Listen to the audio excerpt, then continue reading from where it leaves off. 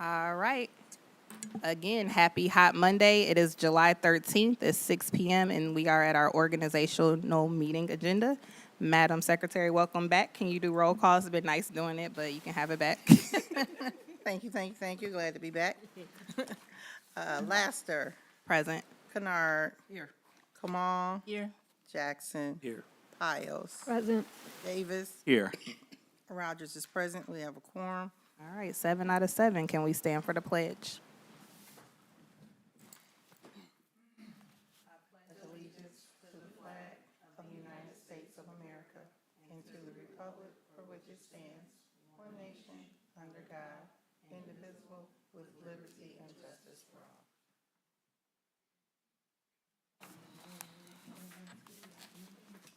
All right. Be it resolved that the Board of Education accepts the July 13th, 2026 meeting agenda as amended to add the operating millage renewal proposal and the removal of 26-001, the independent contractor agreement with the Keith Institute for Karina Coleman. Support. It's been motioned by Laster, supported by Kennard. Any discussion? Thank you. Just for me.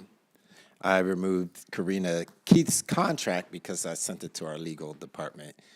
And they suggested that I take a couple things out, make sure that it's compliant to what we need. So just had it reviewed. I just got it back today. I thought it was a little bit too late to just put it on you. So it'll be coming up soon. It was supported by who? Kennard. Davis, Yes. Jackson, Yes. Kamal, Yes. Kennard, Yes. Laster, Yes. Piles Yes. is yes. Motion is approved. All right. Thank you. We are now at the organization of the Board of Education. Term of office July 13th, 2026, at the conclusion of board election votes until the July 2027 organizational meeting. Nominations for president, vice president, treasurer, and secretary. Madam President, I move that the board elect the following proposed offices for the upcoming term: President Portia Lester, Vice President Darcel Davis, Treasurer Judy Kennard, Secretary Ursula Rogers. I make this motion to provide continuity of leadership, maintain stability of the board's governance, and it allows the board to continue advancing its priorities without any interruption. Support. It's been motioned by Kennard, supported by Rogers. Any discussion? Roll call. Kennard, Yes. Rogers is yes. Davis, Yes.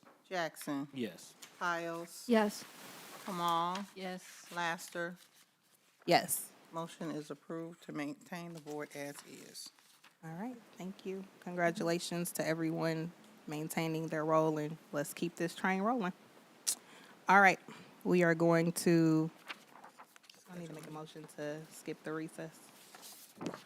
So move the motion that we bypass the recess then. Okay. Support. It's been motioned by Kennard, supported by Rogers. Any discussion? Roll call. Kennard, Yes.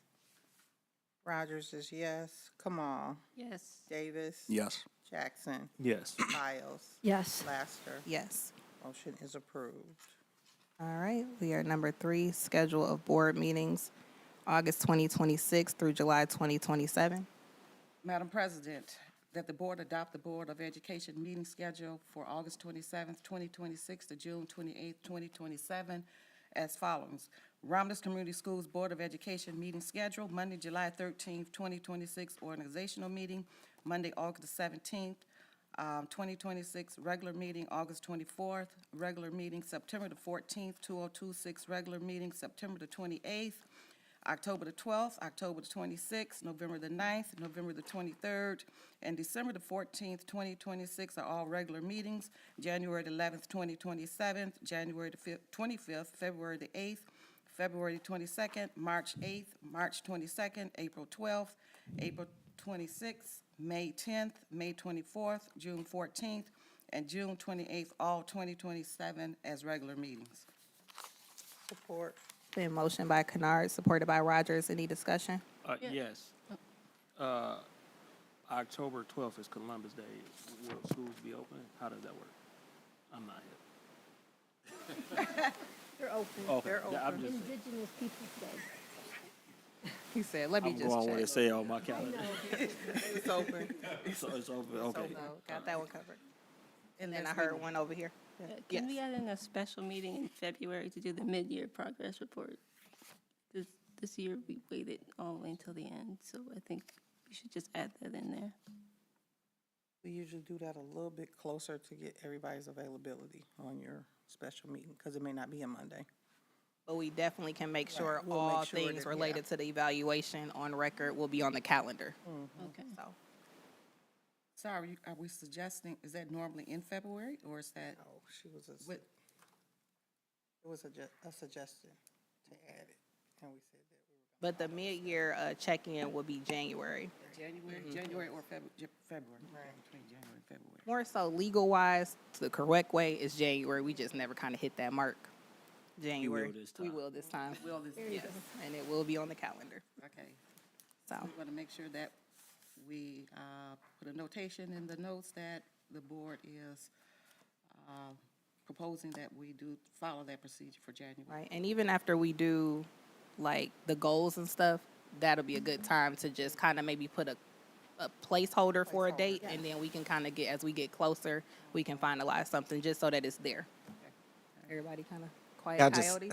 I have just a question. When we're at the board table, you know, we need to be sensitive to those of us that don't know what I'm not hip in, you know, the young person terms. Like, just want to be fair to the people that are kind of, I don't want to say my age. It's not age dependent, but you know, I'm not in the streets or I'm not in the streets or anything, so I don't really understand what that type of lingo is.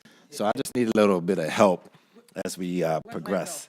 I'm not hip. I mean, what do we? I'm not hip. just, I don't know what's going on with that. guess But that I actually know, falls yeah. your age range. I just need contextual clues on that to understand what that means.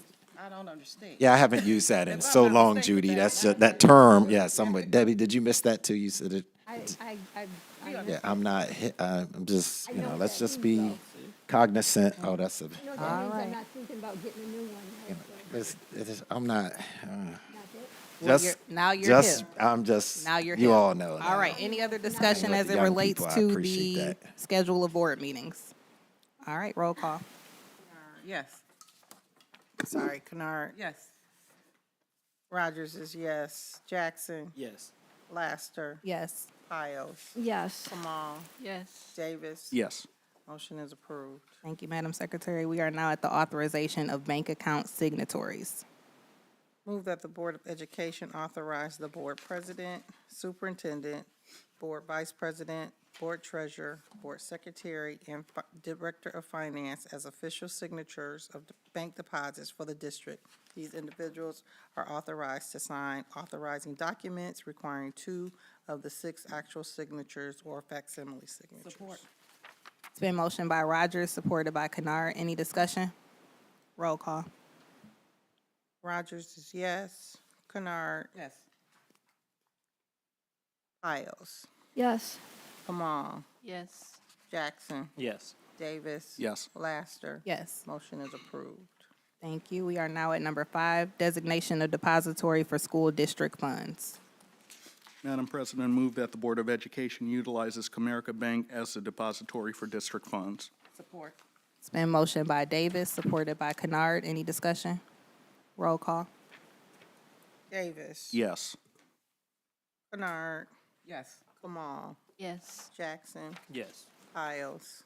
Yes. Rogers is yes. Laster. Yes. Motion is approved. Thank you. We are now at number 6, naming of legal counsel. Move that the Board of Education authorizes the following law firms for the 2026-2027 fiscal year.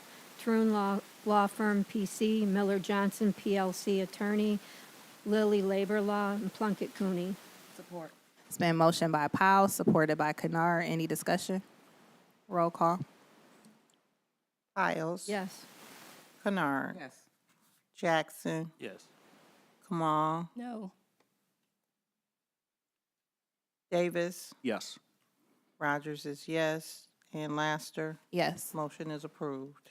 Thank you. We are now at number 7, naming of auditors. Madam President and Board, naming of auditors, that the Board of Education authorize Gaybridge and Company, PLC as the district auditors for the fiscal year ending June 30th, 2027. Support. It's been motioned by Kennard, supported by Davis. Any discussion? Roll call. Kennard. Yes. Davis. Yes. Kamal. Yes. Jackson. Yes. Piles. No. Rogers is yes. Laster. Yes. Motion is approved.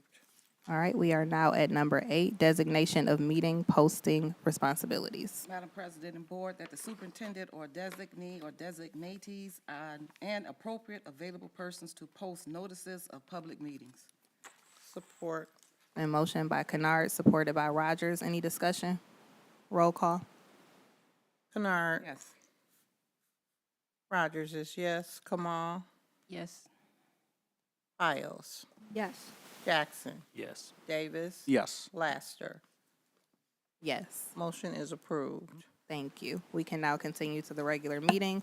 We have a presentation up for Dr. Shammy with a curriculum proposal in the nice maroon folder. I'm sorry, Madam President. I would just like to say thank you for answering the questions I submitted. I am glad to know that we're covered by policy with our auditor, but for best practice, since I believe Ms. Fryer is the one who called this auditor in, so that was many years ago. So just for best practice, I'm requesting before our organizational meeting next year that we go out for bid or just bring other options to the board. And I will say, Dr. Edmondson, once I sent the question over, that's something that's in the works for next Okay. year. So Thank you. Thank you. Again, Dr. Shammy with the curriculum Hello, proposal. Board of Education, Dr. Edmondson. How is everybody tonight? Thank you for having me. I told you I would be back a couple months ago, and I am back, and I wanted to present to you a proposal for some new curriculum for our elementary schools.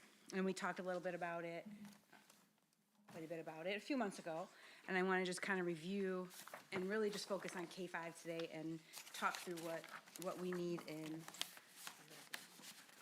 our elementaries. So I have two proposals for you.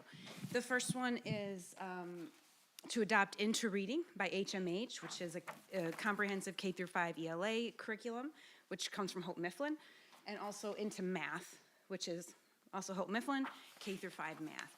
And those are the two proposals that you're going to have to vote on in the next meeting, which is, I believe, a month from now. So there's 4 things I want to just kind of talk through really quickly. Of course, I had a very in-depth I had all kinds of research in here, but I shortened it all up, and so it's a nice, quick little summary for you. But so there's just 4 things I wanted to talk about and share why we were doing this and what is our purpose and what do we hope in our outcome for our outcomes. So first, just our process, our purpose, and what is our proposal to you. Most importantly, the purpose of this is to stabilize K-5 instruction. Right now, they have such, the curriculum that they have is overwhelming. Way too much for one day. So hours of planning, hours of instruction, you can't possibly do it all at one time. And so for me, it's about stabilizing it, making sure that it is agnostic, and this is how I've been explaining it to teachers and to principals, that it's agnostic of whoever made the decision, right? So when Tara Shammy's not standing here, it still continues to go. It doesn't require me to be here for everyone to know exactly what to do and what happens next. With Collaborative Classroom, for example, we had somebody from Collaborative Classroom that had to come in regularly, do PD, and every time that happened, it cost money, there were all kinds of different things, and it was also overwhelming because there's reading, there's writing. It took 3 to 4 hours in a day to do all of the things that are in Collaborative Classroom as opposed to what Hope Mifflin would allow them to do in a shorter amount of time. So the really important piece for me is that stabilization, so that I know what's working and what's not. Because right now I don't know what's working and what's not, because there's just some different pockets of things happening in different places. Because you physically can't get through Bridges and Collaborative Classroom, I can't determine, right? I can't say that this is really working over here, because I really have no idea, because it's different in different places. So that stabilization is really important. So the process, and I talked to you a little bit about this before, I audited the curriculum when I first got here. I went through everything K through 12, wanted to know what was aligned, what was not. Everything was aligned. All of our curriculum was aligned. Unfortunately, just way too much to teach, or the lessons themselves weren't conducive for the students that are in our classrooms. So we did a data analysis, comprehensive needs assessment was completed. We surveyed teachers, we surveyed administrators, we talked to kids. I did a lot of research on ELA and math. Most of that research started before I even joined you here in Romulus. I've been researching these things for a number of years. After that, I met with our grade level leaders. We disseminated the curriculum to them. So every grade level leader had their grade level for math and for ELA. And they gave it to people in their buildings. They had also access to the electronic platform. So we've had teachers using the HMH materials over the course of the last 6 months. And with great feedback from them. They sent me emails, they let me know this is what's working here, can I have more access to this? Because they only had a basic access because it was a pilot. So they couldn't see the full platform, but they would ask if they could have more, which is a good sign. So they've had time to kind of go through it and get comfortable with it. And then towards the end, Dr. E and I would talk quite a bit about, is this a lot? Is this too much? Like, can they do both at the same time? And so I sent a survey to all of our K-5 teachers, asking them what was their comfort level. Where are you at right now? What are you thinking? And I'll share those results with you in just 1 second. And of course, I have to take it back to the data. This is data that I've shown you before, but this is part of our why. Our kids should be higher than this, and our curriculum can support that. When our teachers have a stable curriculum so that when they leave, if they get moved from 1st grade to 5th grade, you start all over. And with something like Bridges, that can take months and months and months just to figure out the first part of it. And so that shift from grade to grade creates that instability. Having a split class and curricula that can't be differentiated, that creates that instability. And so those are the kinds of things I want to take out of their hands so that these numbers can go up. This is just one of the other graphs that I've shown this to you before, just to give you just a baseline and why I'm making the decisions that I think are best. And so our proposal today that we'll ask you to vote on next time is that we have HMH into reading for our K-5 classrooms and HMH into math for our K-5 classrooms at all 4 elementary schools. This does represent a sweeping change. It represents a big change to K-5 instruction. It's a big deal, but it will bring some structure. It'll bring that stability, and I'm confident it'll start to bring up our scores, but also make our kids more confident because it's presented in a different way that allows them to feel some success and some confidence in ways that they don't currently right now. These are the cost proposals. This is for year 1. We will be putting in for our K-5 ELA through 35J funds. Last year we selected professional development. This year we'll be selecting tier 1 resources. So when the window opens up and Mark Graham and I are able to sit down and do all of that, we will hopefully be able to get the majority of our ELA curriculum funded through that grant. And Into Reading was the number 1 approved curriculum for Michigan Department of Education. The math one is obviously less. It's $115,000. There are less components to math. The ELA has reading, it has writing, it has books, it has classroom libraries, it has all kinds of different components that come with it. And so those are the math will be coming out of our general fund. There aren't any grants right now to pay for math. Before you go to that, when I see, please add proper sales tax to your order, whoever sent that, we're nonprofit, so we will not be paying sales tax. That's the first thing that got to me. It's like, what do you, and then the shipping and handling, I was like, we can take a U-Haul to go pick that We can go up. pick it up, yes. And this is Probably just cheaper, but yeah. just the sales tax, there's no way, that might be sent to you, but to the board, we don't pay tax. Yeah, we don't. We don't pay But tax. they put it on a lot of. I think it's on every invoice. They're on every invoice that comes through, Yeah. but they know once you give your tax ID number that it's tax exempt. Okay, but as an example, just if we were in a classroom right now, if we were in a classroom, in my role, I go in and I say to kids, what's 6% sales tax on that? I'm always looking for an opportunity to see what kids know, and they have to be pressed. Our parents have to press them. We have to press them. The expectations have to be high, and we have to teach them so that they understand the importance of being able to calculate 6% like this without having to try to figure out what's going on. But to Dr. Shamy's point, when I went into the classrooms, I asked a couple questions. This is elementary school, and this is the 4th and 5th grade, and I asked them for some fractions, how to do fractions, and then they started drawing for me. I'm like, what? What is this? They are drawing. Drawing. It was like shapes and things. I'm like, well, exactly. Exactly. I came back, I said, what is that? And I'll say as the superintendent in my role, one of the things that you give up when you get this job is you give up kind of like your understanding of what's going on in all the classrooms. Whereas as a principal, you got it because you're there all the time. You know what's going on. But as the superintendent, we do these things and we'll approve it. And then I get in there and I'm asking questions and I see, what? So then I come back to the director. I'm like, what was that? She's like, that's Bridges. I'm like, that's ridiculous. So, I mean, I'm not the one I wasn't the catalyst for this. But maybe I was just the person when I came in, the timing was remarkable. I'm like, It was. they don't drawing pictures? No, Or is this- you picked up on the most important pieces, even in my interview when I brought that up, and it came up when I was interviewing to be here, Bridges came up. And then with the multiplication, it was the same thing. You were like, they couldn't answer the multiplication.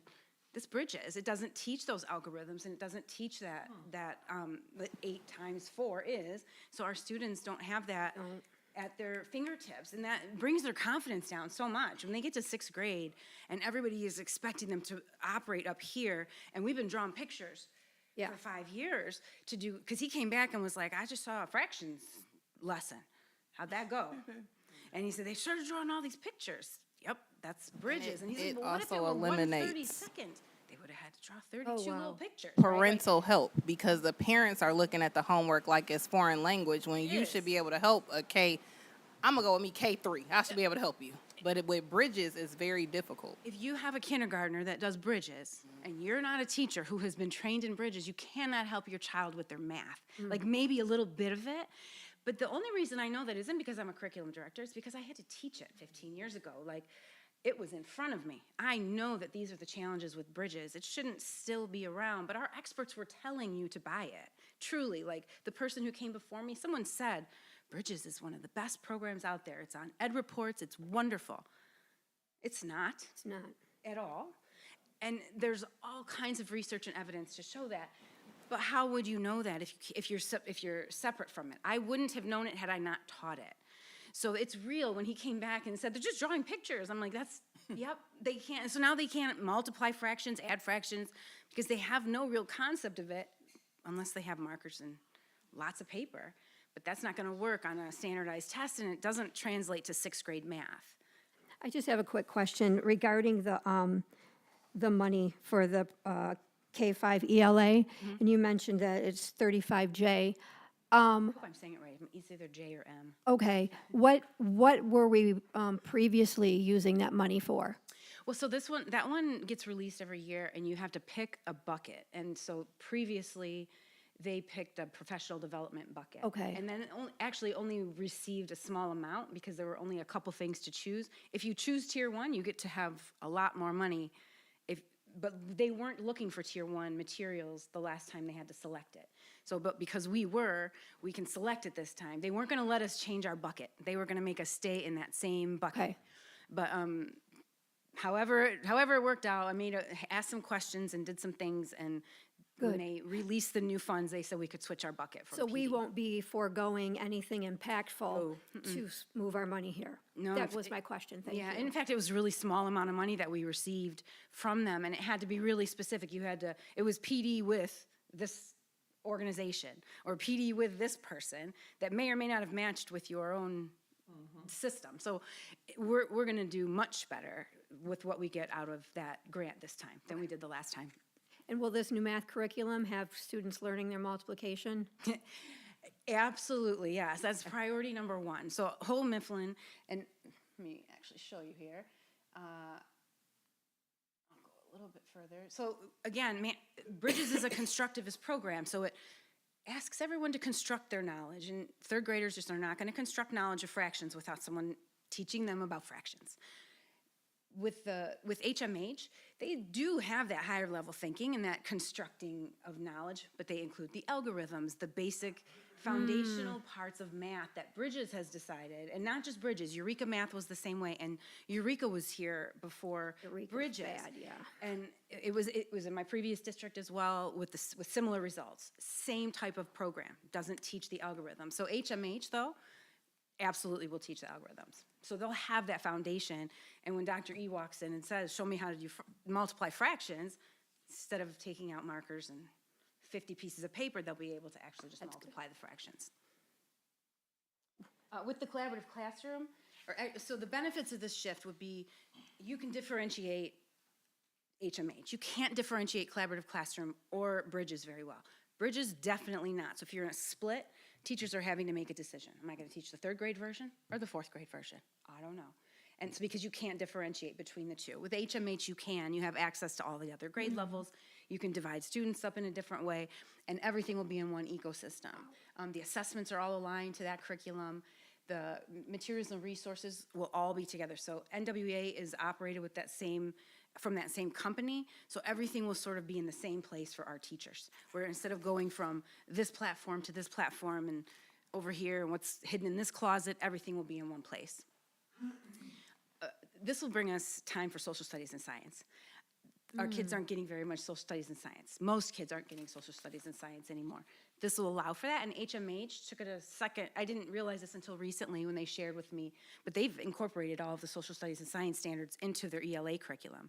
So there's opportunities within the curriculum to do reading and writing around the concepts of social studies and science that the students are currently missing. This also offers opportunities for project-based learning, for increased student engagement, time for play. And that's one of the things that's really missing in our elementary schools is some time for play. And then finally, the streamlined resources will be able to cancel multiple platforms. So we right now have lots of different learning platforms that people are using. Kayla has been running reports for me and pulling all of our data to see who's using what, how much, which ones can we get rid of. So we're in the middle of that, canceling all the subscriptions to all the extra stuff because we want everyone to be focused on what they have so that we can actually make the decision based on knowing this is what we're using. Let's see if this is working. With Collaborative Classroom, we reviewed Collaborative Classroom compared to HMH. And Collaborative Classroom is a solid program. I won't say the same things that I would say about Bridges. It's got sound instructional principles. The implementation just requires an unrealistic amount of time. There's just so many different components to it that you have to try to put it all together on your own, but that's difficult to sustain. With HMH, it's far more manageable. The lesson structures remain the same. You're in that same ecosystem. And science and social studies are embedded into the curriculum. And so then what does the survey data say for all of us? When we originally surveyed teachers, Collaborative Classroom had a rating of 2.7 out of 5. Bridges was 2.2 out of 5. And so that's roughly 30% of teachers giving Collaborative Classroom a favorable rating and 19% of teachers giving Bridges a favorable rating.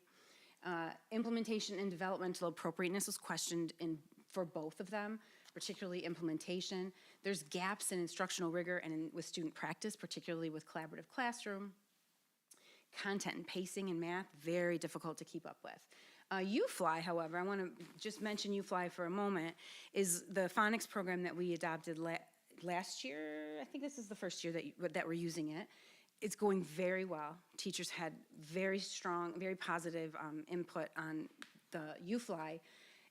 The great thing about that is that they don't have to stop using UFly. Phonics is included in Houghton Mifflin, but if they're comfortable now with the UFly program, it's free, they've been trained, they can certainly move forward with UFly and forego the Houghton Mifflin version of phonics.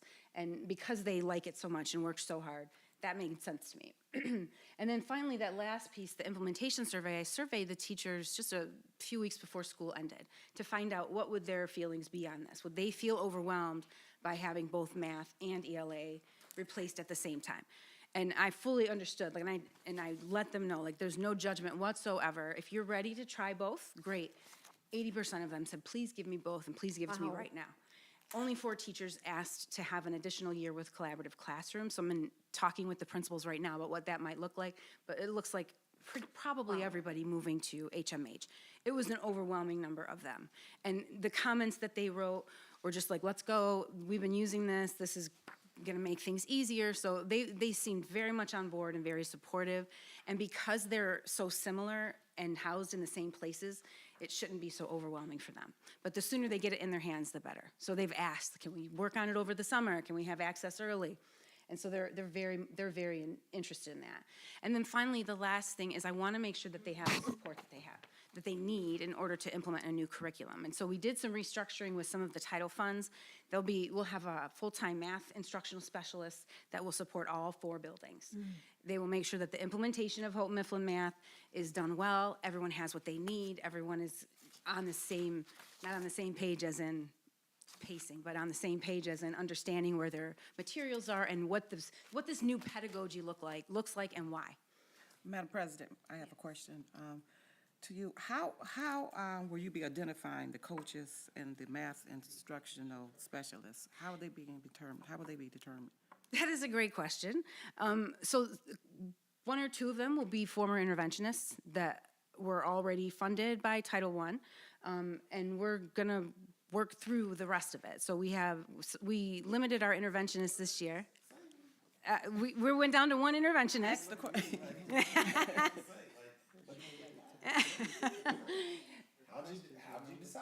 Wait, you said you're down to 1 Down to 1 interventionalist? in each school. There'll be 1 interventionist, and then there'll be a math coach. There will be 2 literacy coaches. Okay. And, that's it. You can answer that later. You can finish your presentation. You can finish your presentation, okay? Yeah, finish your presentation. No, it's good because Okay. those positions support this. Very much. Right, They so very much that's do. why, yeah, I mean, not to take, belittle the point, but, I mean, belabor the point, but, yeah, it is important because curriculum is just a tool. You can give me a hammer and I cannot build a house. Me neither. Okay, so it's like, how do we, and, take as much action in the front end as possible and placing people and knowing what's needed for our students, not just in theory, but for our students to know that this tool is going to be used to lay a solid foundation for our students. Because we know that by design, these other curriculums that, I mean, we've changed curriculum so many times, I don't even know. But our teachers, when you say they want both at the same time, that's amazing, because our teachers, every time they heard we were getting more new curriculum, they're defeated, because we give them a new curriculum, say, this is it, but now we know that by design, these previous curriculums did not set our students up for success. And so, yeah, I mean, it's good to know that however we're gonna restructure is through the lens of what is going to best support our students and make this tool the most effective, and everybody knows how to use this tool to get a result. That's really the key, is making sure everybody knows how to use it to get a good result. Yes. And the fact that 80% of them said, please, give it all. That's huge. They're so overwhelmed with Bridges and Collaborative Classroom that it's a lot. But there's also, we've been doing some work on that, like with the grade level leaders, with me in particular in PD, we've been talking through why this is so important, the difference in the pedagogy between Bridges and drawing pictures and actually teaching kids how to solve an Yeah. algorithm, use an algorithm to solve a math problem. How will you monitor? We gonna let her finish and then we'll have questions, yeah. Sorry, okay, I'll come back to that, because I do want to ask you something about the staff. So we will have coaching in all 4 buildings. We'll have our lit coaches in all 4 buildings. We'll have a math specialist in all 4 buildings to help with that implementation. We'll train central office and principals to make sure that they can support. We want to make sure principals can walk into a classroom and know what it should look like so that they can support their teachers.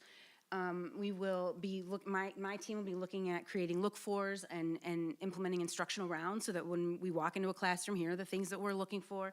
Here are the kinds of things that, the instructional practices that we want to see.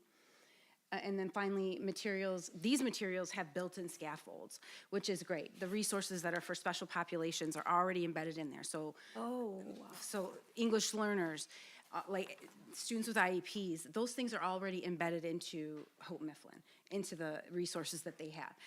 I'm really gonna be heavy on the print resources with this, because our kids have spent so much time, is that for me to stop? That happens to me a lot. I'm almost there, yep. I figured. Home run derby alert. That's the wrap it up music. So, but it's really important. If we don't have the support for them, it won't work. And so this implementation will have to be top priority for, not only for the support staff, which is the teaching and learning department, but also for principals, for us at central office. This is a big deal. This is a majority of our students, but this is the right decision for them. And their parents can help them with their homework. And that's something that they haven't been able to do in a really long time. And so then just lastly, just professional development wise, reached out to Hope Mifflin and asked them if they could tentatively reserve their trainers for our PD day when we get back, so they can do a half a day of math and a half a day of ELA with all of our elementary people. And they have an ongoing professional development library. They have coaching. They have all kinds of embedded professional development. So aside from the Department of Teaching, Learning, and Professional Development, they will also have the resources provided to them from HMH. And also the data analysis that, we'll go through data analysis throughout, just to determine how's this going, how's this working. Okay. questions Treasurer might you Kennard, have? did you want to finish your thought, or were you done? Well, the question that I had, and you kind of addressed it, but just for clarification, the question was, how would you identify the coaches and the instructional specialists? I know that, and I was thinking also as you were presenting, you know, I've been on the board for 8 years, and it just seems like and it's no fault of yours, you know, and you're right, you're absolutely correct. Every curriculum director we've got, they've brought before the board a proposal, and this is the greatest thing, the best thing, but looking at it from a board perspective, you know, and what the administration presents to us, we're saying, okay, you're the experts at that. You're the experts at this. And so here we are again, and for me, the first thing that came to my mind is that you have students who've already gone through 5th, 6th, 7th, beyond the elementary, and then you have some, you know, that's pre-kindergarten, you know, 1st grade, 2nd to the 5th, who's gone through the different programs. So number one, my concern is the turnaround time in terms of if this project, you know, program was, you know, voted upon by the board and accepted, you know, what our expectations are. What do we tell parents who's looking at, well, my child has gone through all of this, you know, and here we are getting another thing. Not to say that it's not the best or whatever. I'm hearing what you're saying. I do believe collaboration, because in most of the things that I participated and listened to and heard from other educators, collaboration with students seems to be not the end thing, but it has shown that through data, you know, increasing of learning from your fellow student, that, you know, whatever, and it turns out to be that that's being very effective, and other districts are using it. So I'm fully aware of that. And so for Romulus, that was my concern, you know, in terms of, you know, how we're going to identify those coaches. Is this going to be another budget item, or is it embedded into whatever? You know, just to give us just a brief. I know you don't have all the answers, but just to respond to the instructional specialists, the coaches, and just what can we expect, you know? And thank you very much for your presentation. It's well informed. Thank you. So the question is, like, do you want to know exactly who, how? Oh, I don't know. No, We got don't. it. No. We don't want to know the names, but if it's, you know, okay. I went in search of our. do. Eventually, but yeah.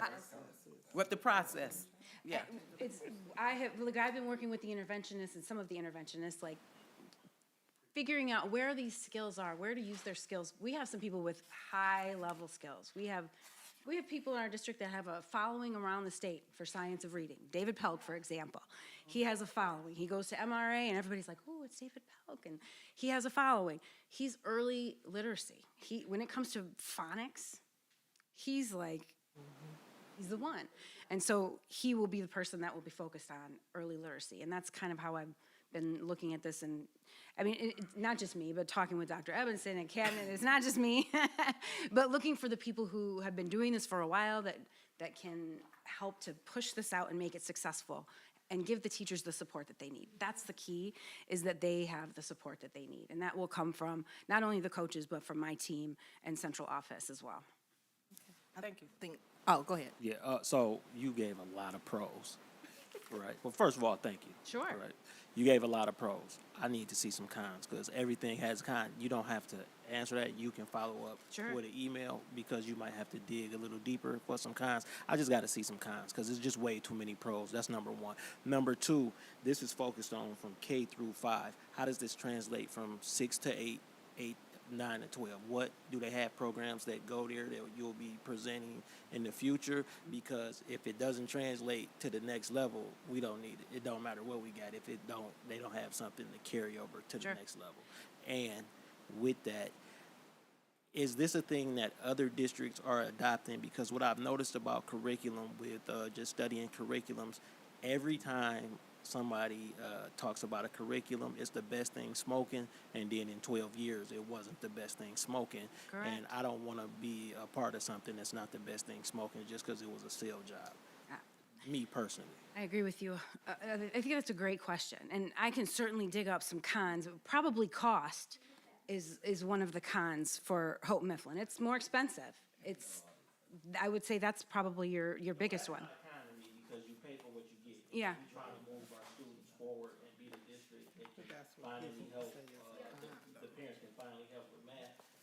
We'll make it up. Sure. The students going on to be great. So I don't count that as a con. What I mean by a con, like, everybody can't love it.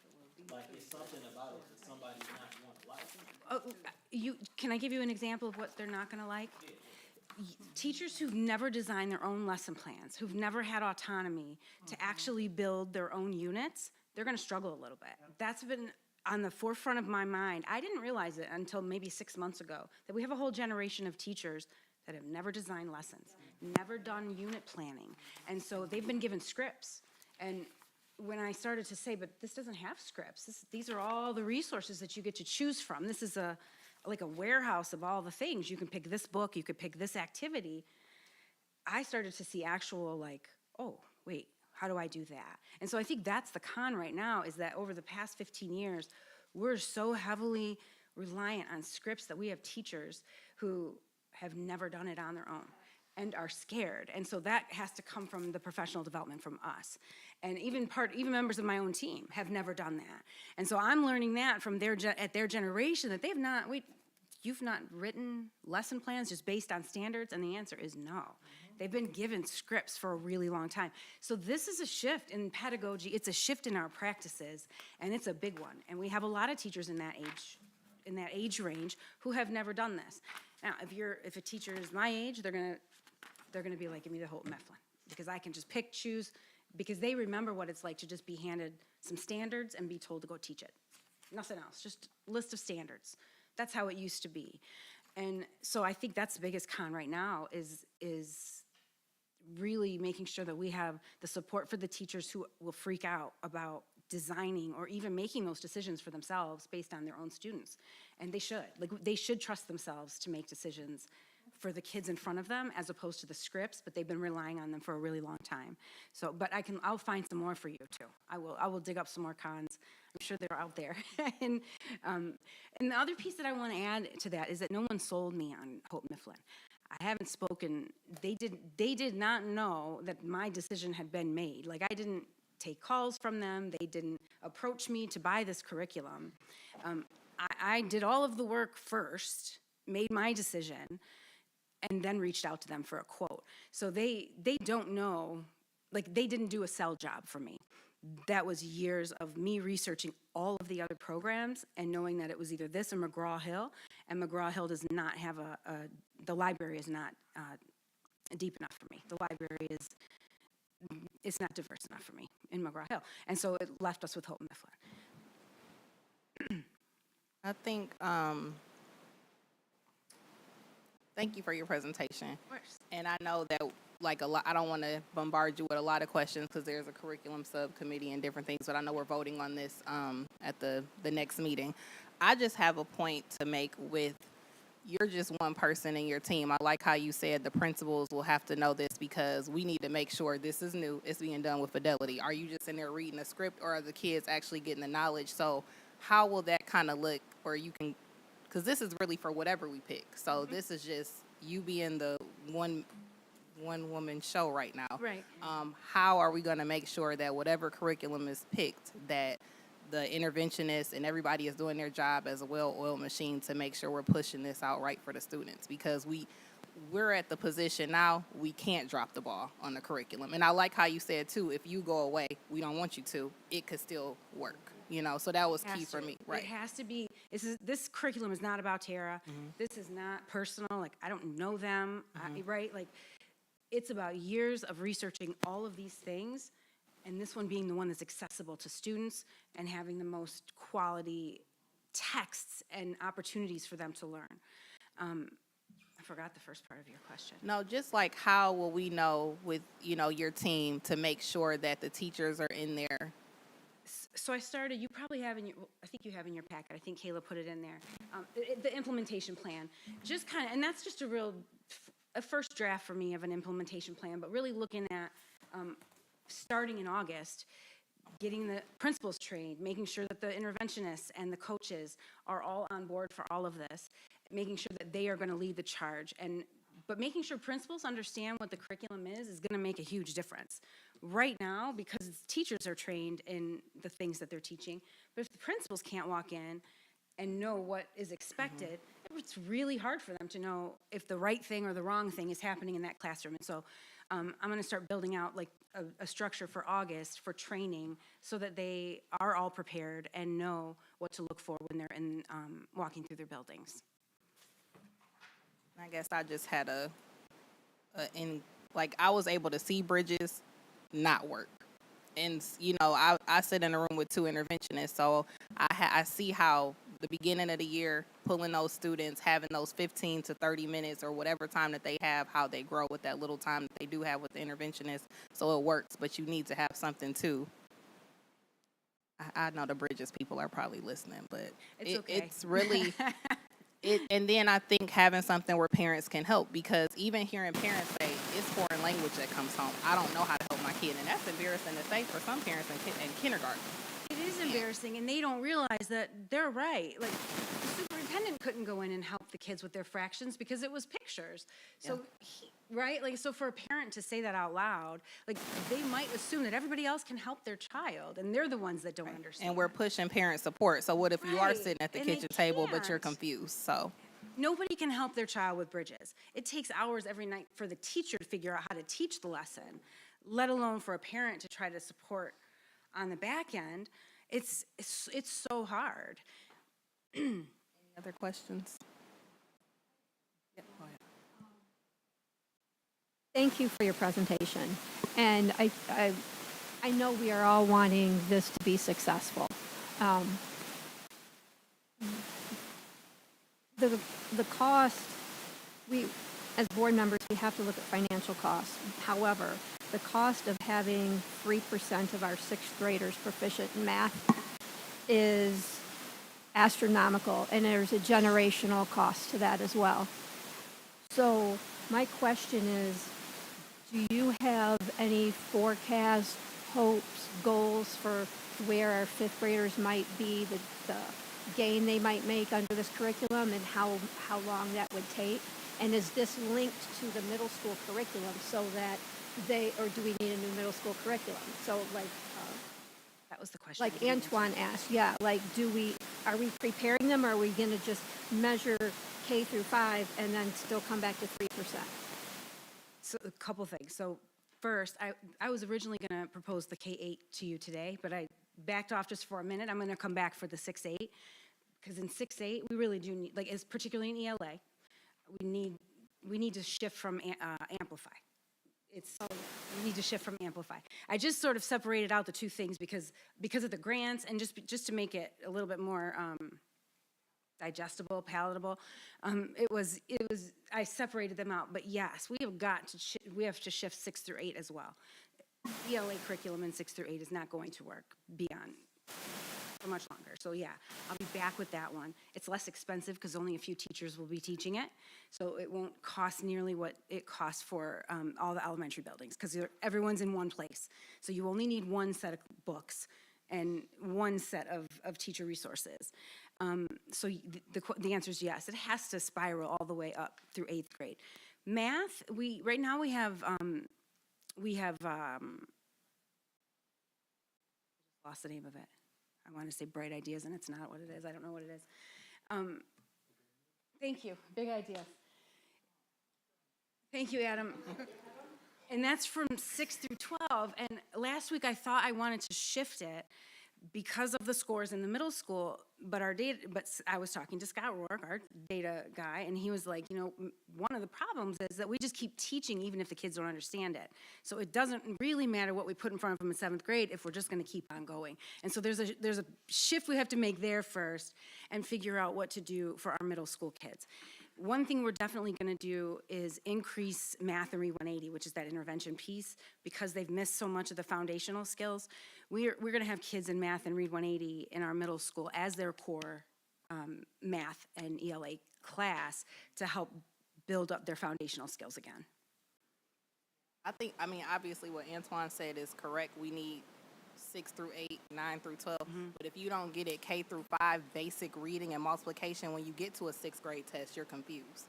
I see 6th graders right now, sight words, they probably can't even do 1st grade. Nope. And that's like, you would think that's not true. That is very much true. When you get to a test, you can't read thermometer, so you don't know how to answer the story problem or the question on the test. And now what's happening? yeah. You're being retained, behavior problem, That's right. whatever. So we do have to get the K through 5 right and then structure everything else. But if you don't get it in those early grade, you're lost. It's so important. If we don't get that, especially the early literacy piece, if we don't get that, Yeah, it never comes in the later years. hard to get back. Absolutely. So I had to start right there. Okay, I think Dr. Edmondson told me my time was up. I know he's been telling me. Yeah. So, okay, well, Dr. Shammy, we appreciate your Thank you. time on this hot Monday, and thank you for your investment and your passion Thank you very for much. curriculum. All right. We are now at public comment. Seeing none, moving up.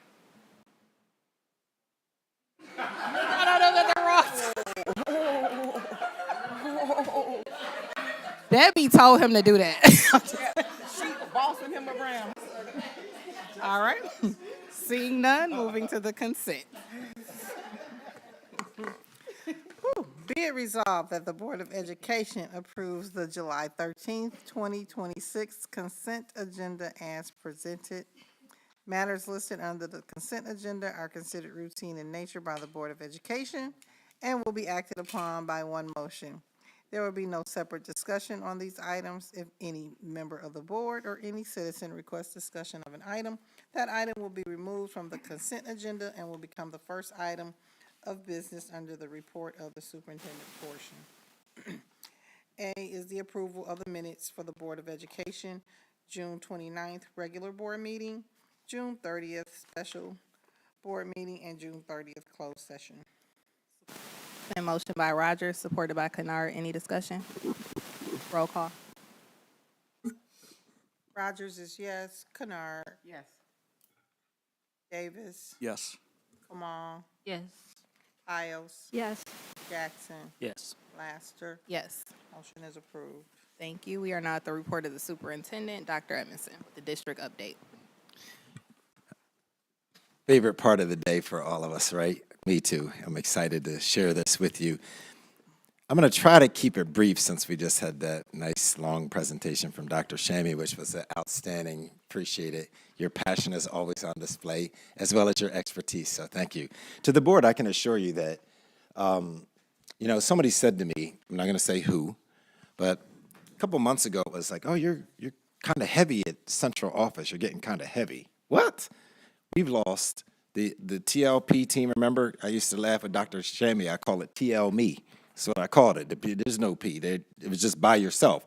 So I've been telling Dr. Shammy for the last 6 or 7 months, you got to get a team. You got to get a team. You have to get a team. You have to get a team. You have to get a team. Well, she's taken a long time to figure out who that team is. And ultimately, I said, I have to agree because it's not going to happen. I've been here long enough to know if they're not somebody that we can, for lack of a better term, respect, then it's not going to happen. I'm not going to support it. So she's brought forth a team. I'm excited. We talked about some of the directions, some of the things that we want. I'm excited to reveal it. I just don't want that when it happens on August 17th, you're like, how come we haven't been informed? Because there's no board meeting between now and August 17th. But we have it. I want to make sure that those people know the expectation, because if you're not coming, if you don't meet this expectation, there is an expectation that I have for you. If you're going to, per se, leave the classroom, maybe a number of them would be leaving the classroom or leaving their schools, you're leaving, you have to give that up. As a superintendent, when you're a principal and you become the superintendent, you now have to give your one school up, and you have to share with everybody else. You have to share with your entire district. This is, if you have a talent, you share it with everyone. Thank you for sharing it at your school level, but this is greater now. So there's going to be a conversation with Mr. Brock, me, Dr. Shammy, and the people that we are considering for these positions. Okay? I don't want anybody to think like, oh, you're getting real heavy at these are administrative jobs. No, they're not.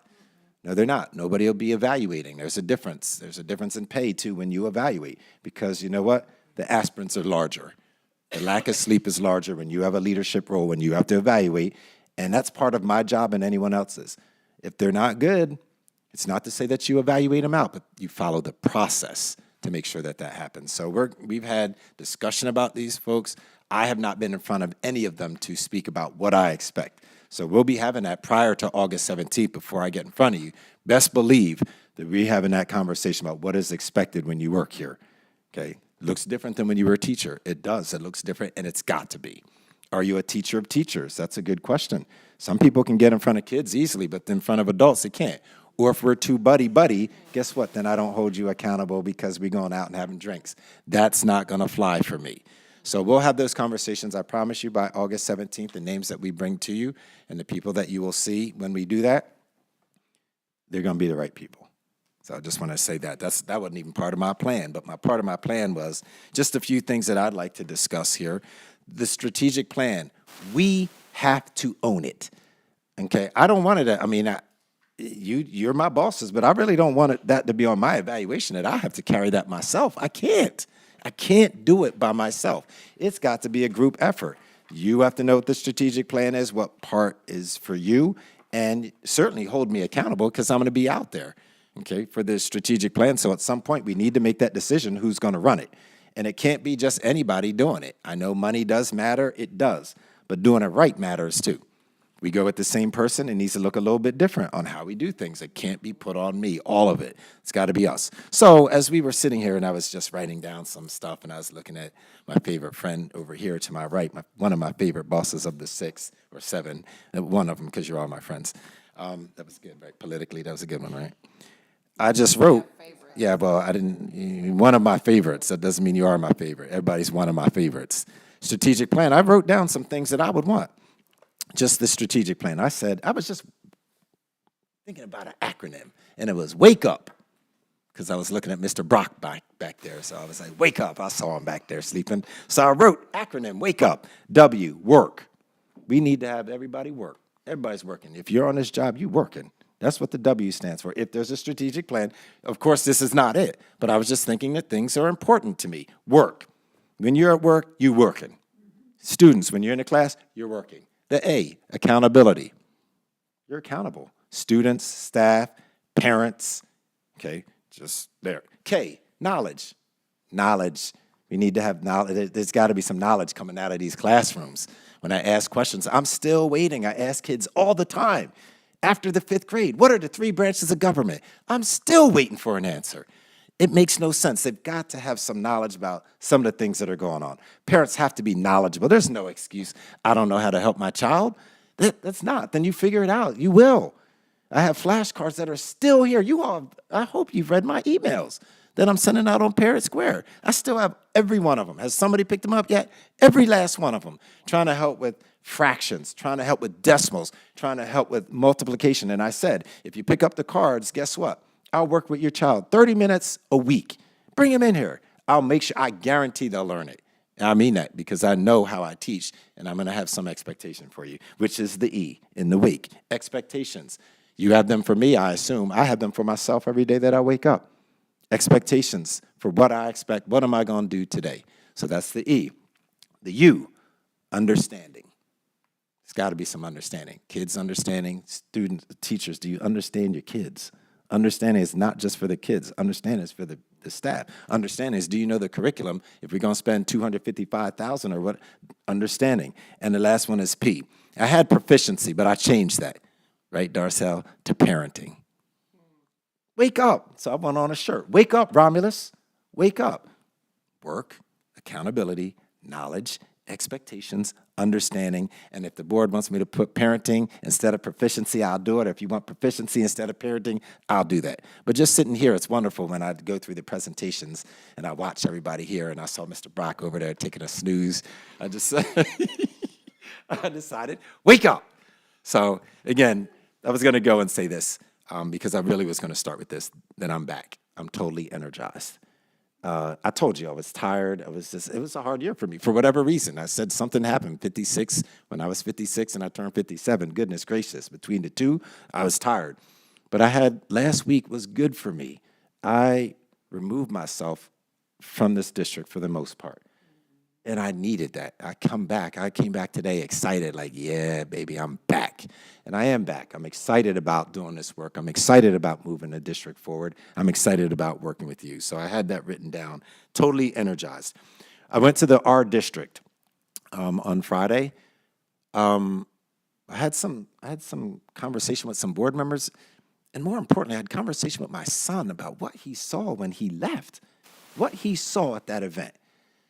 At some point, I'd like to be able to share that with you as a board, what my 19-year-old son saw at that event. Okay, we were there, and I'm so thankful that the board was here. I am so thankful that you were there for me. Okay, not for me, I'm sorry, but yes, for me. You're also, I asked you, thank you so much. And if you couldn't come, I understand that. You can't be at every event. But what I saw was troubling. What my son saw was troubling, what I saw at that event. Okay, I'm not blaming anything, but this is the community in which we serve. Okay, what I saw.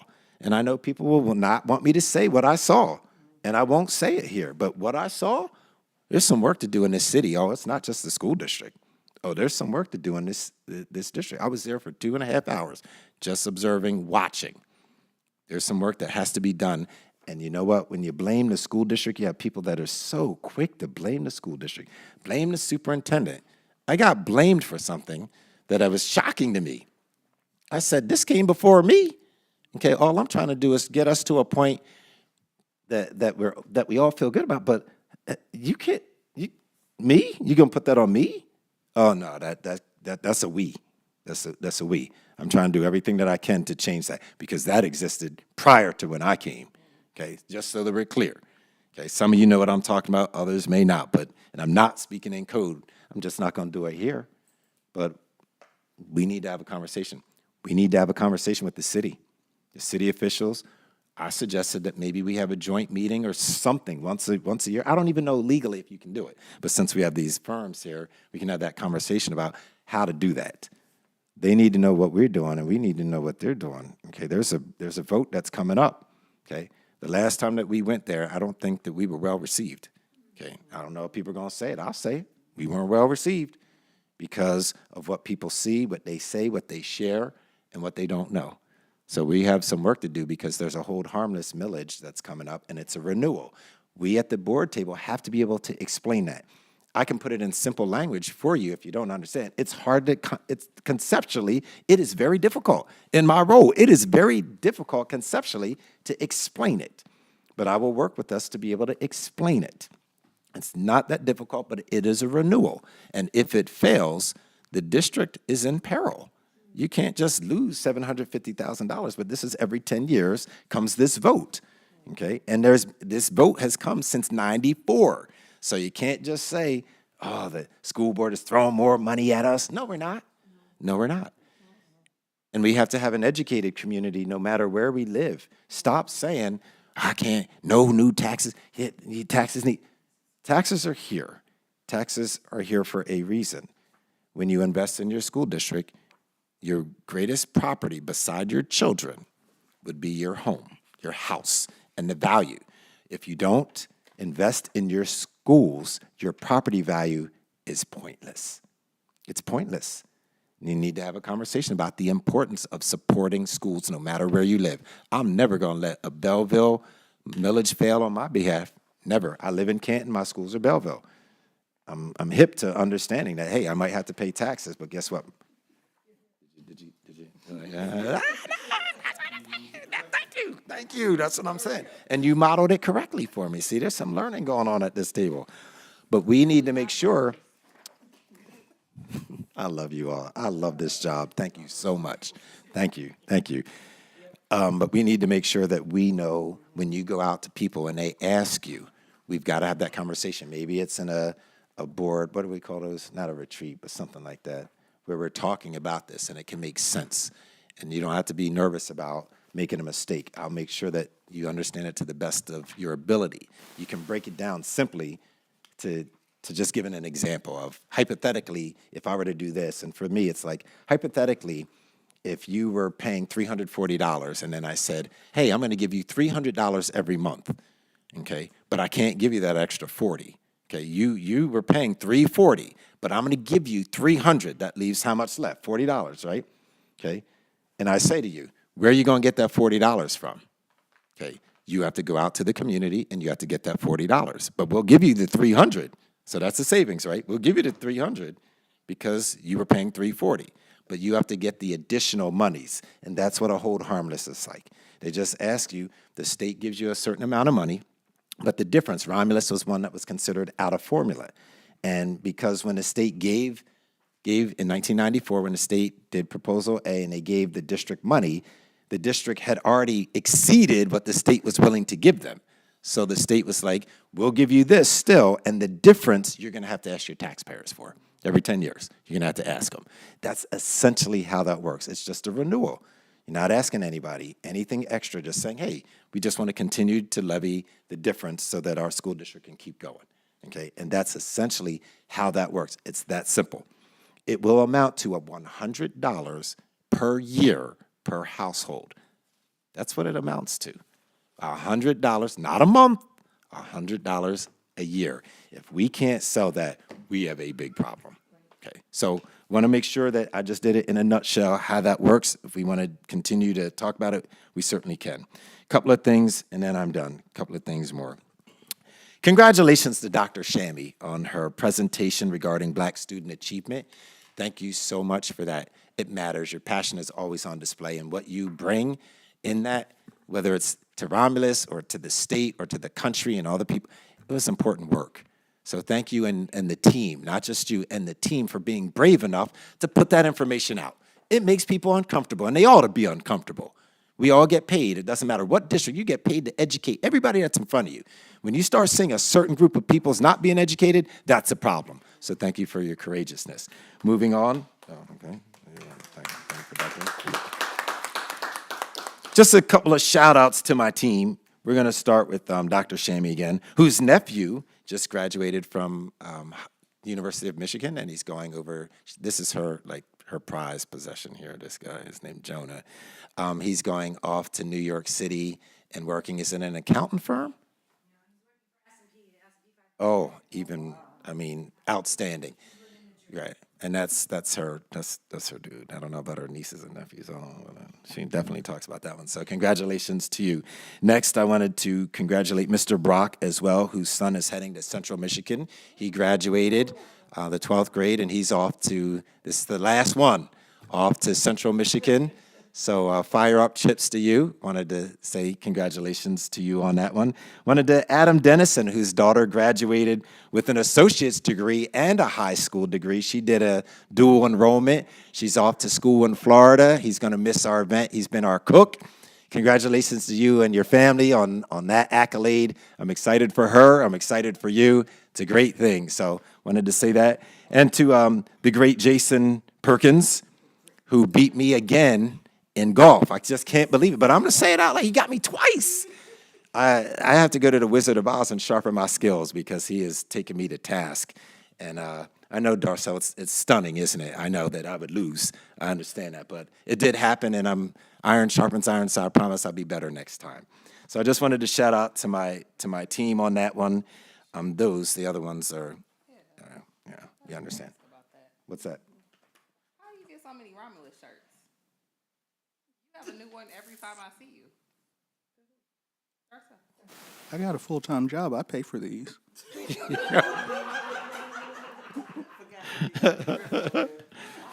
And to the August 17th, I know it's pretty late, but I'm very excited. We have someone we made an offer for the assistant principal at the middle school. She's outstanding. I met with her today.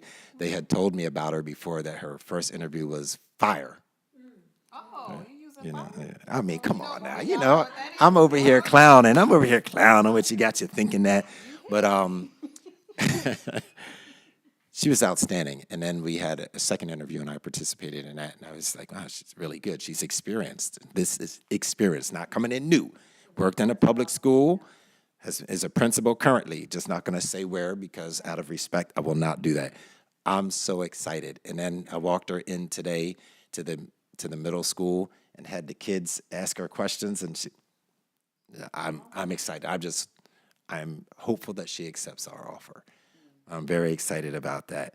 And then the last thing for me is I couldn't be more pleased. I'm a grandfather for the first time, and I'm just so excited to see my little dude. I saw him once for Father's Day, and then I'll see him again in August. I'm just so excited for my son and his wife and what he's doing. And as I shared with you before, that is sorbet and gelato business that President Clinton and his wife ate my son's sorbet and gelato. I'm just thrilled. And that for the Obama Library, he said that something was going on. I just don't know what it is yet. But I was just excited for my son. And of course, my younger son has learned so much under Jason and Ray and their leadership at the maintenance department. It's just a good year. I feel totally renewed and energized, and I'm ready to go into this year. I'm already into this year, just ready to go. So I'm excited. I thank all the board for your support. Thank you for the continuity that you had suggested. Treasurer, I always want to call you trustee. Treasurer Kennard, thank you for just saying that. The continuity means something, and we have continuity here. Whether you disagree with how we all vote, there's a level of, I tell people all the time now, I'm happy on the job. I wasn't always, and I'm over all that stuff because life is too short for me to be upset about anything. I'm just excited to work with this board and the support that you give me to move us forward in the pursuits that we have. And I would promise you that I'm going to work my hardest as I continue to hopefully get us good outcomes. So thank you so much for your time. Okay, Jordan Street, this one here. Is that what you're talking about? I mean, I can. So there was an email, and I'm sorry that was the end of my report, but I forgot that there is, I had emailed a couple board members because this gentleman apparently went to Romulus in a class of I didn't even know what. So I just sent it to anybody that was an alum here, and I said, do you know this gentleman? Sent over something really nice, an email asking for our support. He wanted to do some kind of video production, and I saw he had a YouTube, and it was done. It was spectacular. I was like, wow, who's this? So he wants to get back to the band. So obviously he's been in a band at some point, but I just gave you what he gave to us. Asked could he do maybe a production of some sort of, very small, in our schools, and that he would give back to the band in appreciation. And again, I just appreciated that he did. So I just gave you what he gave to me. His production was classy. What I saw was very classy. And I don't know the gentleman. And I asked, does anybody know this? You do. Class of? 2018. Class of 2018. But pretty sharp. Was he sharp then? Yeah, very, very sharp. So just giving you that. I can send you the email that he sent and the link, the YouTube link. But it was very impressive. And it's good to see that people want to give back. And it's also important that you demand that they give back. And that includes, and I'm just going to segue since you threw that includes vendors, because I pulled out the top, every vendor that's making $50,000 or more, I pulled them out, pulled their names out, because I'm contacting them about Birdies for Eagles. We giving you this. You are a vendor, but you have gotten a lot from the school district. What are you giving back? And it is not pay to play. I don't do that. I don't do pay to play. But if you're going to invest in our district and we're giving you all of this, what are you giving back to the very kids that need you? So they're going to get something extra from me. I just put one on our top organization. Said, hey, you got to give back a little bit more. So, again, thank you so much. And lastly, I would hope that the board considers doing a basket for our Birdies for Eagles event. Okay, if you can. If you can't, that's fine. But I'd like to do that. Thank you again. You sure? You good? I mean, I can hold a crowd. Now, you know I can hold a crowd. I can do Ooh, another we gonna move 16 on minutes. to, Jeff wasn't sleeping under the during my re- presentation. Under the report of the Director of Teaching, Learning, and Professional Development, Dr. Tara Shammy has an action item, RCS band field trip. Madam President, move that the Board of Education approve the Romulus Middle School and Romulus High School band field trip to Chicago, Illinois on May 14th and 15th, 2027. Rationale, a band field trip to Chicago provides students with a meaningful educational experience that extends learning beyond the classroom and supports the goals of the music program. Through exposure to world-class musical performances, cultural institutions, and collaborative learning opportunities, students gain a deeper appreciation for music, the arts, and their role as performers. The trip allows students to observe professional musicians, experience diverse musical styles, and learn about the history and impact of music in one of the nation's most vibrant cultural cities. These experiences reinforce classroom instruction by connecting music theory, performance techniques, and music history to real-world applications. Budget implications, student-funded field trip exhibit field trip request form. Support. It's been motion by Davis, supported by Powles. Any discussion? I will say there was a question regarding this action item, and I did send an email to the entire board answering the question. I do want to just clarify one thing. I read in here that the travel company, in the list of the packages, it includes 10 director packages. And so we have 3 groups going. We have 2 directors, so our directors are covered. I just wanted to clarify if chaperones, yes, that'd be Ms. Radke and Ms. Race. But it says that there will be 2 chaperones to be determined. I just want to clarify that our students will not be paying the cost for the chaperones, because this is already a pricey trip. And we want as many of our students as possible to be able to take advantage of this. So I wanted to clarify, I know we've had this discussion before, that students won't pay for the adult chaperones. And so I just want to clarify, I mean, I don't know if there's fundraisers that can be done, or booster clubs or PTO groups or something other than students. That's a Yeah, I just want to clarify. clarification. I mean, I called Ms. Race on this because I got the question. I said, and she said that, obviously what she sent you is what you got. And she said that there will be fundraising for not each individual student, but collectively. I share with you, there's no way that a student should be paying for an adult. I can't, me not doing that. But, in my role, I don't sit there and say, well, how's this being? I don't micromanage that process. But there's an expectation that can't happen. It makes no sense. So all I can do is go and make certain that that's the case. Thank you, Yeah. because in the past, I'm not saying with band, Yeah, but it doesn't- in the past, yeah. right, this has happened, and we don't want to, we don't want off to the think things off are the backs of the, yeah. the parents. Off the- Nah, Yes, that doesn't sit well with me. thank you.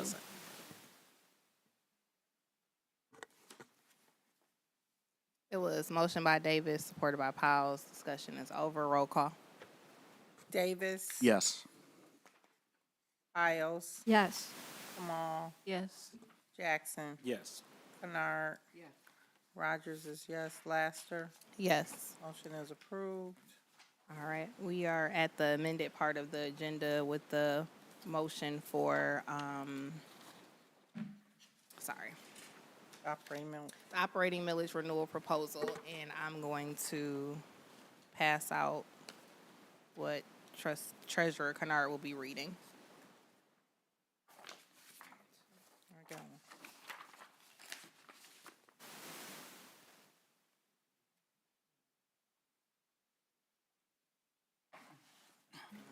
Madam President and Board of Education, the amended operating millage, Romulus Community Schools, Wayne County, Michigan, District Romulus. A regular meeting of the Board of Education of the district will be held on today within the boundaries of the district on the 13th day of July, 2026. Our regular board meeting started at 6:00 p.m. The meeting was called to order by President Lester. Board members present was Davis, Rogers, Piles, Jackson, Kamal, Kennard. We have no absences.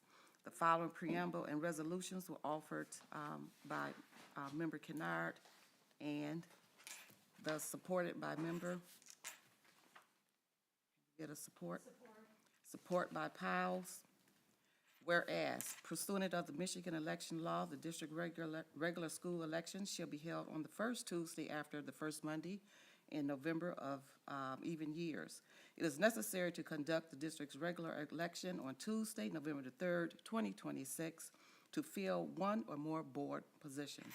Before 4 p.m. on Tuesday, August 11th, 2026, the board shall certify any ballot proposed to be submitted to the voters at such election to the election coordinator or coordinators designated to conduct elections within the district. Now therefore be it resolved that, number one, the regular school election of the school electors of the district be called and held on Tuesday, November the 3rd, 2026. Number two, the ballot proposed to be voted on at the regular school election shall be stated on the ballots in substantially the form as set forth in Exhibit A. Number three, the election coordinator is requested to, A, utilize News Herald, a newspaper published or of general circulation within the district for publications of notices in accordance with the election law requirements. B, utilize ballot proposal summary information as prepared by the district's legal counsel in the forms of the notices of last day of registration and election and substantially the form as set forth in Exhibit B attached hereto. C, provide a proof copy of the ballot to the district and legal counsel in sufficient time to allow the ballot to be proofread prior to printing. Number four, the secretary of this board is hereby authorized and directed to file a copy of this resolution with the election coordinator with any election clerk or clerks designated to conduct elections within the district before 4 p.m. on Tuesday, August 11th, 2026. And number five, all resolutions and parts of resolutions insofar as they conflict with the provisions of this resolutions are hereby rescinded. All right, it's been motioned by Kennard, supported by Piles. Any discussion? Roll call. Kennard, Yes. Kamal, Yes. Jackson, Yes. Davis, Yes. Piles, Yes. Laster, Yes. adopted.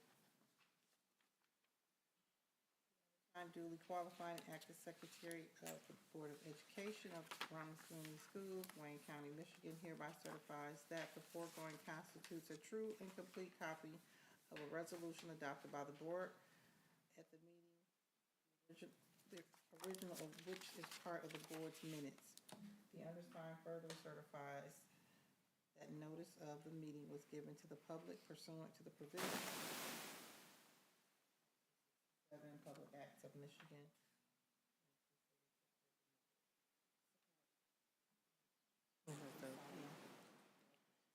Signed by the board secretary. Yep. Okay, thank you. Operating millage, that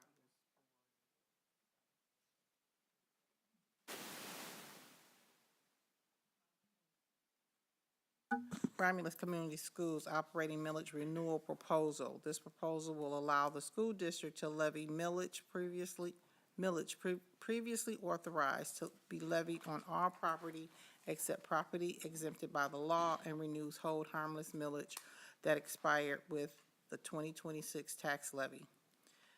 Shall the total limitation on the hold harmless mills used for operating expenses, which may be assessed against all property except property exempted by law in Romulus Community Schools, Wayne County, Michigan, be increased by 2.5 mills, $2.50 on each 1,000 of taxable valuation for a period of 10 years, from 2027 to 2036.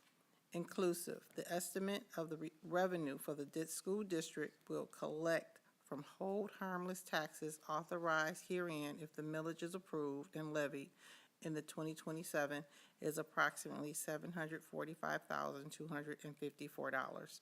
This is a renewal of previously authorized millage that expired with the 2026 tax levy. Support. It's been motioned by Rogers, supported by Kennard. Any discussion? Roll call. Rogers is yes. Kennard, Yes. Kamal, Yes. Jackson, Yes. Isles, Yes, I'm sorry, what is this vote for? for the levy, for the home Oh, harmless. for the levy, okay, yes. Laster, Yes. motion is approved. And then what is just passed out is just campaign finance frequently asked questions that are approved by Troon Law.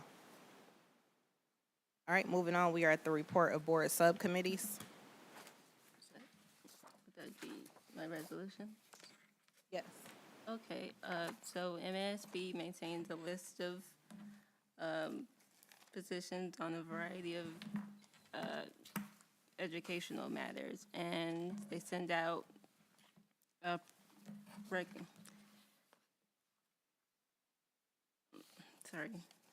they send out a proposal request to districts to send a proposal on resolution, so I came up with 3, and I want the rest of the board's opinion on them. The first one is I want to expand the language on, the current language on educational research to address how school districts should respond to FOIA requests. And this is because of Dr. Shammi's presentation. She talked about some of the difficulties she ran into with getting data from some of the districts because they either ignored the request or they gave inaccurate information or they wanted to charge a lot of money. So I'm thinking it should be districts. I wanted to add that districts should respond to those requests in a timely manner and for the lowest reasonable cost.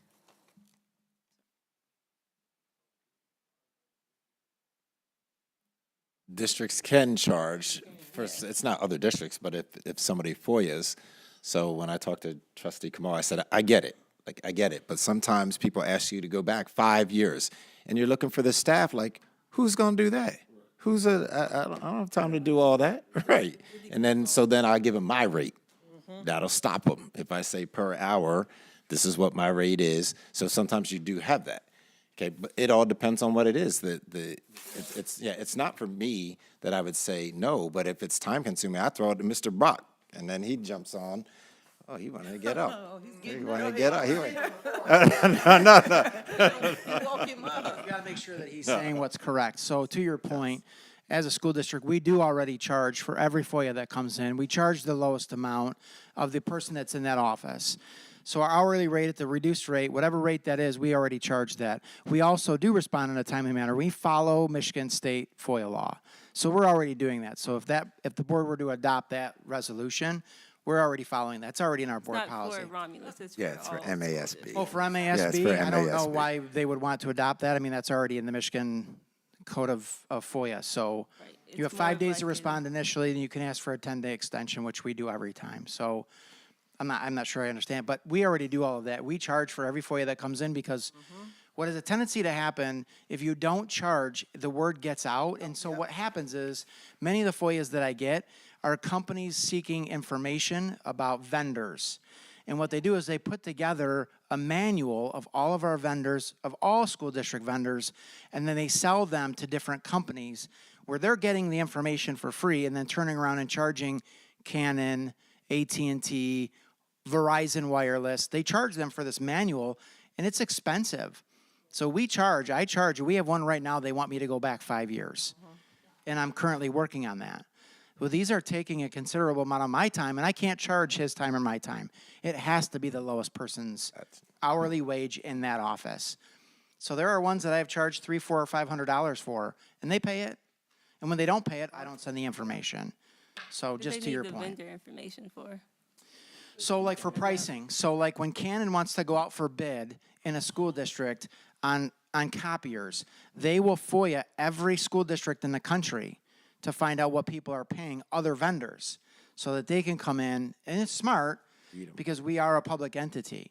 But if you don't charge, you'll get, that's essentially what I'll become as a FOIA officer. Because the word will get out that they do them for free, and I'll do FOIAs every day, 3-4 times a day. I'm not saying So- free, I'm just saying the lowest reasonable cost. And this It is is the only lowest. for We do charge, you educational have to. research. You have to do the lowest reasonable rate. Like, I couldn't charge my rate. I mean, I could try, but they could certainly, They can kick it back. they can kick it back or they can file a complaint with the Board of Education. Okay. So we already do that in terms of, I mean, I don't know, I just want to make sure that you all understand that we already do that, so. No, I'm not saying that we don't. I know, but I'm saying it's in alignment with what we already do. I guess, excuse me, so I guess what I'm hearing is the language here. But that's a MASB language. So to you, Trustee Kamal, the language clear with those who are receiving this information of the districts, and the thing of it is, MASB, how do they mandate if that's the lowest? You know, they so don't is that, so they mandate, can't do that. So my question to you would be, when you were looking at this, and I do understand, because you and I had a conversation, is that for those of you who have not ever participated in that form at MASB and understanding that is that you could take resolution amendments before that body and they have a discussion. And then from that, and from this open body of hundreds of people, and if it is substantial, then it is put to a vote to make a change. But you have to deliberate in front of this body this change and why you're asking for this change, and then the body votes on it. So I think what Trustee Kamal is asking, what she's bringing before us, is that she's looked at all this information, these 3 items that she's bringing forth. Collective body say that or support that this information or these changes go forth in representation that we are supporting what she is suggesting. So, to me, for the first thing I would be saying as I spoke to you is that, is this something that's not being carried out? How would we know? Okay, so that was my first thought. How would we know? Because it's their format, it's their law. But we might perhaps want to have a conversation with them, okay? But, and then too, if we see it as a board that, oh, this is something substantial that we possibly could have deliberation on, then we as a board need to determine if we want to support, okay, what your recommendations are. Okay, that's number one. So I'm not saying that it's not a good thing. I think it's a good angle that you're looking at, but to me, it's not, the question is it appears to be not clear. The language clears not to be clear. Because if you thought it this way, and I'm looking at it all the time, I understood it over the years. So we gotta look at the full language. Right. What Trustee Kamal read is exactly what we're already doing. Yes. Which is aligned We're with the doing it law. as a district. So, yeah, and it's aligned with the law. Yeah. And we don't have any wiggle room with that, as Mr. Brock stated. So for that one, we're good. We're like, check, already doing it. Right, this would be more so for Yeah. saying that all districts should be doing. Do we charge, So all districts should be doing it, like you said. it's the law, exactly. Yeah, It's the law. Yeah. Yeah, so, Did they not hear me? yeah, so. Yeah, so it is the law, and you know, like Mr. Brock alluded to, is that when we receive a FOIA request, there's a timestamp. You have 5 days to respond to this. Or you can send your information in to get an extension, but there's still a short window for that extension. As it relates to billing and things of that nature, yes, we do the same thing. We do the lowest rate in that department, especially if it's something I gotta go 10 years back to pull and see how many contracts there were. If they just want last year, sometimes you may get away with not doing anything. But that right there, that's the law. And if they don't follow it, they can, like I say, bring it to the board. They can go, they can file other actions to make sure that we are following, moving forward. So it's being, because you would really have to have something to say that this district is not doing that. I'm not saying Not that. our district, another district, in order to kind of like bring that. You would have to have something to show where you've seen or know that this is not being done. I think she's referencing the research. Yes. And 50% of the districts that were FOIA refused the FOIA. Oh, wow. They broke the law, They broke the law. and there is no accountability. There is no accountability, right. So I think that's that's sort of where that started. It isn't us, we followed the law. Okay. But 50% of the districts that we requested that data from refused to give it to us. Or charged us $15,000, $20,000 So, for a 5-minute process to download a few reports.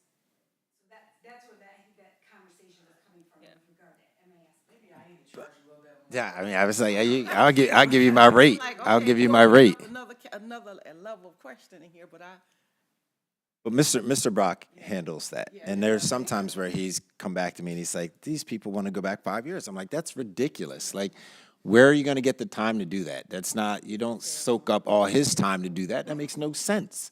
Or even someone else. It's just, some of them are just ridiculous and so overwhelming to do. And then they kind of feel like, well, you're in violation. Jeez, I think trying to there's run a one that school came from district. another country too, that a lot of people are talking about getting the, yeah. Oftentimes, we do the work, and then they don't pay for it. And I'll tell you, I'm probably one of the most reasonable rates around. so. You don't get a deposit, so you don't get, Dr. Edmondson, you I'm don't trying get to a take a nap. deposit up front? You don't get a deposit? I mean, is there a So, process? so I'll tell you how our process works. Okay. When we get a FOIA request in, I have 5 days to respond. I usually initially respond within the first 24 hours. Once I respond with their request saying that now I'm giving them their 5 days, I give them plus 10. So I get 15 business days to respond. Doesn't mean I have to get them the information, but I have to respond saying either there are responsive records, and then I send them an estimate. And I tell them, here, you have responsive records that are ready for purchase once I get the money. Once they send the check, then I get the check and I send the responsive records via email. Sometimes it can be beyond the 15 days, depending on how long it takes them to pay. Oftentimes, those that pay will contact me and say, who do I send the check to? Romulus Community Schools, and then I always put care of me because it could go to the business office and they would know what the $47 is for. We have one right now, like I said, that they wanted the last 3 years. They've resubmitted the FOIA and they wanted the last 5 years. So they've amended their original FOIA request. So typically, I won't send anything until we get the money. So I send them an estimate. We've had a few that have said, because they can ask for a discount or they can ask for it free. Usually when they ask it for free, I decline it. And sometimes I'll give a discount. If it depends on what it is. But I mean, our FOIA requests are, we haven't had too many over $100 because they're usually something Kelly can do pretty quickly in the business office. But we did have to chase one down. We had a pretty large one. It was a former parent looking for information from 12 years ago. Pictures, sports pictures, all kinds of different things that we had to go digging for. And it was like $280. When I sent the estimate, they just never responded, never paid. But we did the work. But those are the kinds of things that we do, and you have to do by law in order to fulfill it, thinking they're going to pay. So we do charge. We do all of that. We meet the minimum requirements. There's a big one going around right now. There's one from out of country. And then there are 2 companies right now on the East Coast submitting for all of your vendor records. All of your vendor records. All of First them. it was 3 years, now it's 5. What you paid, who you paid it to, what the service was for. And then the other one is a professional development one that has gone around. And sometimes school districts, to this point, are told by their attorneys not to respond because you have to have a mailing address for it to go to. So oftentimes we'll get a FOIA request and it's a digital from an email. And if they don't include a real mailing address, I don't technically have to respond. I do because I don't ever want anybody to come back and say that I didn't do something I wasn't supposed to do. But oftentimes, some of those that don't get responded to over the 50%, sometimes it's due to the fact that the attorneys are like, this is intrusive information, and although it might be public, they didn't fill out the FOIA request correctly, and they'll tell us not to respond. So sometimes that's the case as well. Thank you. Trustee Kamal, did we answer? Yes. Okay. All right. You had 3. You got another one? Yeah, it was, the second one was about like just opposing, what's the company, the DT energy rate, approvals for that. Opposing, yes, the rate hikes because, money, more, when we spend more money on energy, that's money that's not being spent towards, children. And it would be good for families too. Anyone have any? So I guess for me, I'm not clear on that. So, I, to just like adopt it as a formal position by MASB. To oppose that. Oh, To oppose, Yes. to oppose the pending Yes. resolutions. Because these are resolutions, I'm sorry, these are resolutions that are going to be coming up at the next meeting. So for this one, she's wanting us to do, a resolution saying that we oppose. It's only DTE in Michigan. Right, it ain't right. I mean, there's Right, consumers energy. right. too. Is when it comes to DTE and energy, it's nothing you can do. They got the upper hand because there's no alternative. Like, And- we can't go to Georgia Power in Michigan, so you know what I mean. So Well, I'm saying anything for, that got to for do with like DTE, the service commission to vote, to deny, when they come every year to get the rate hike, to just deny that. right? But even if we oppose it, they gonna say, okay, Okay, and you then we did. go end Well, up they paying gonna anyway still- because there's no alternative. It's a monopoly, literally, with energy. That's why we all got DTE because there's nowhere else to go. Even the other people you can get, energy is provided by DTE. So everything is energy, DTE yeah, in summer this energy. greater area. So it's really nothing we can do. So to even have a resolution and to be behind that is like, that's a waste of time. I'm not saying that the resolution can fix the problem, just saying we should oppose it. Right, as a but that's a waste formal- of time to me. And I'm not saying what you're doing is a waste of time. I'm saying to even have a resolution to say like we oppose the rate hike. They're going to say so. Like it's gonna happen. Like it even happened in our households. That's what I'm saying. I definitely oppose the rate hike. It happened. There's nothing we can do about it. So like in this instance, resolutions that we oppose should be like something that like we can directly get behind that can actually make a difference and matter when it comes to the Michigan, the MSAB, because if we go there, we gonna look like some goofies talking about the rate hike. You know what I'm saying? Like this serious. You know what I'm saying? Like Yes. this serious. Well, I don't, Okay. I wanted, Go All ahead, right. President. I did because when I don't know something, I try to reach out to the person that had the knowledge. So I reached out to Jennifer Smith, who was the director of government relations. Did not think this lady would reach back out to me and call, but she did as I was getting ready to come here. So I didn't have a chance because she literally called me at 5:37. So quick synopsis of what she said. I read her what you gave. She kind of basically said it would be a no to these. But the positive to it, she said if your board member or your board wanted to come up with resolutions that are directly aligned to have more time, you can submit them to her. She said when they go back in February, it'll go in front of the committee. So we'll have more time to kind of not look like goofies and really come with something that will be, and you can take the charge on that, but it will give more time. And she said she'll take them directly to the committee.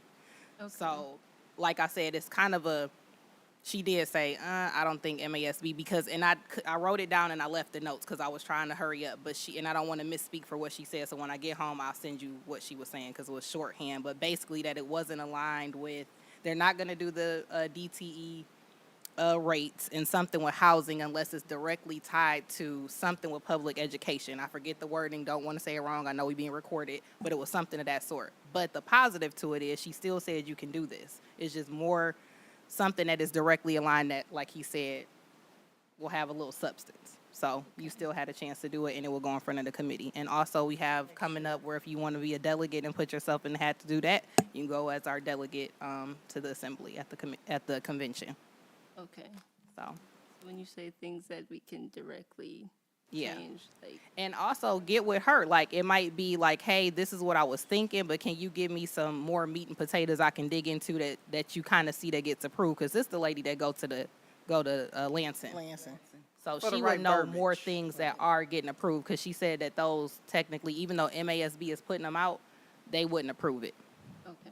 It didn't make sense to me, and I was rushing to get here, and I didn't have a chance. But like I said, it was a positive in it. Even though she was saying that would not work, it was still a chance for you to do it. She was like, I know a year is a ways away, but in February they start doing it, and you can submit them then. Okay. So, Thank you. Yeah, I think that's a good idea. Yeah. They'll give you more time to digest it.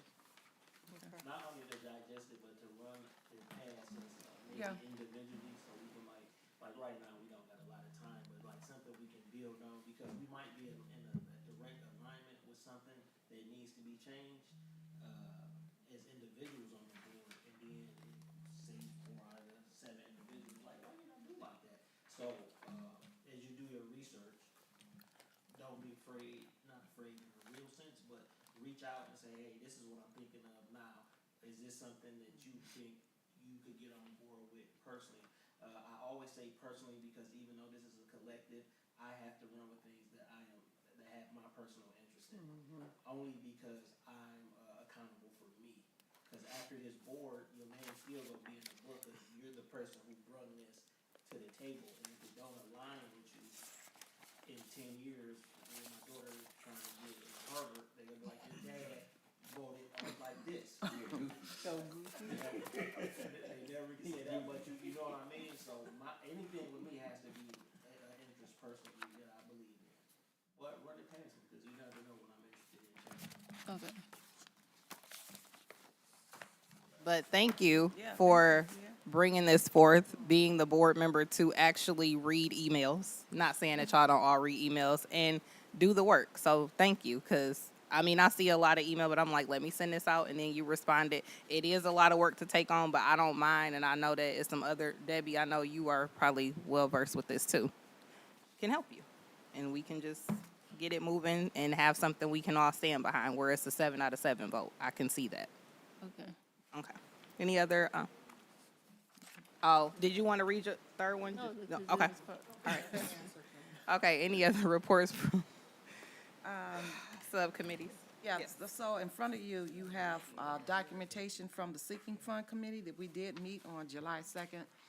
And what we did was primarily looked over some of the things that's going on with the budget review. And we had project updates. And in front of you, you have that list of things. I don't think I need to go down the whole list, but if anybody want me to, I can. So so if you take a look at some of the improvements, I will say this, at the high school, and we've been getting a lot of feedback in that people are noticing some of the things that we're doing, and some of the looks, that has been on the table for years, and they're finally getting done. And so, if you haven't drove by there, you should take a look at it, and also take a look at all the other schools where things are happening during the summer, and then there's going to be some more information coming up later about some of the improvements that's going on. But some of these things should be done, the parking lots in particular, before the beginning of the school year. And so those are the things we discussed, and we'll be meeting again. Excellent work. Treasurer Bernard and committee. Who else is on that committee with you? President. President Laster, excellent job. Thank you. Our high school looks outstanding. It does. So thank you. Okay, any other reports from the, all right. I just will be pretty brief. Not good. Not good. Thank you to everyone for coming out. Thank you, Jeff, for being here as our guest.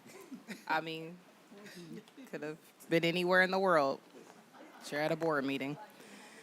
Yes. I want to just shout out to like our whole summer discovery team. We got some hot days coming up. It was some hot days.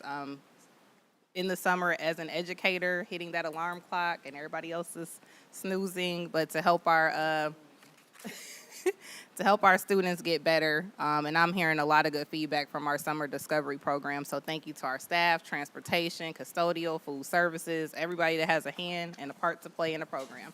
Adam and I have a new handshake if anybody would, cares about. But thank you, Adam, for all that you do. I wanted to piggyback on Treasurer Kennard. Like, I love driving past the high school looking at the parking lot because it is just, just to know that the potholes are going to be, you'll be able to drive through and not worry about busting a tire is like so good. And I hope the same way people were complaining, they will notice it and say like, thank you for what you're doing, because the curb appeal is definitely going up on the high school. And I think for when we have events and tournaments, other schools are coming in, it definitely makes Romulus, look like something.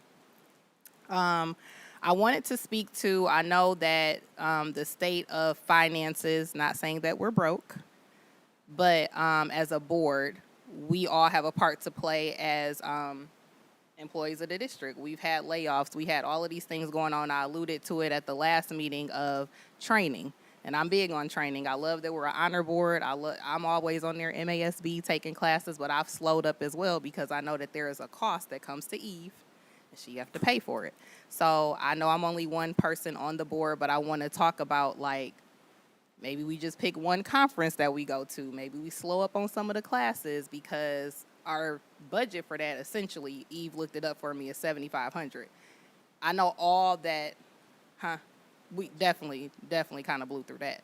But everybody doesn't go to the conferences, but if everybody did go to the conferences, we would exceed that or be at that. But what do you guys think about kind of honing in specifically this year where it's just one conference, kind of slow up on some of the classes? Ooh, crickets. Okay. It's not cricket. Yes. No, Just trying to be, I'm in alignment with that because we do need to have some type of structure when Yeah. we come to that. Like, you may have personal goals, so people may take those classes, but it definitely should be a cap. Just right now, we draw back. Maybe we come with a cap collectively. Maybe 2 classes this year. That's the cap because they are always about the same amount, right? Or Yeah, they but- or they vary. right. Yeah. Yeah. Yeah, because there's mileage, there's hotels, there's all with your things that go with it. So, Right. like I said, I'm just speaking for myself because I'm somebody that would get on there like, oh, I want to take this class or I want to do this. And I know that $100 does come back to the district. But I just think, and this is just me personally thinking, with layoffs going on and the state of everything and getting the budget and stuff, like, what can we do as the board to do our part? We can't do a lot, but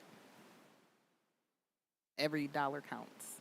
And So then that's just- even with the delegate, the board pay for them to go. to So that? yeah, so that would be something like if we're kind of in agreement, like, okay, I want to go to spring is gone, but I want to go to Summer Institute. I want to go to annual, but you wouldn't go to both. Right. So yeah, we need to kind of come. It's like the to a summer's place. coming up Yeah. here in August. That's the one in Kalamazoo. So can I add to that? I do know that, and we've gotten away from that in the last couple of years, that previously when I started out on the board, there was, each board member had a specific budget. Okay, and we utilized that budget according to what was allocated. I know our budget is part of the general fund. It is under this real big category, and we are part of it. But if you look at it from a sub and say hypothetically, if you say the Board of Education has X amount of dollars and you gonna allocate this amount for just specific, oh, I'm sorry. Okay, all right, so yeah, so we used to have a budget set for each board member and is expended accordingly. Yeah. Okay, and so what I would suggest and recommend is that we probably go back to that. And so that'll allow the individual person to know what they're spending and if, to their and their max. costs, and if they reach their max. And so that was a added responsibility of the person, the secretary, the treasurer, working with the administration and the finance committee, You say what?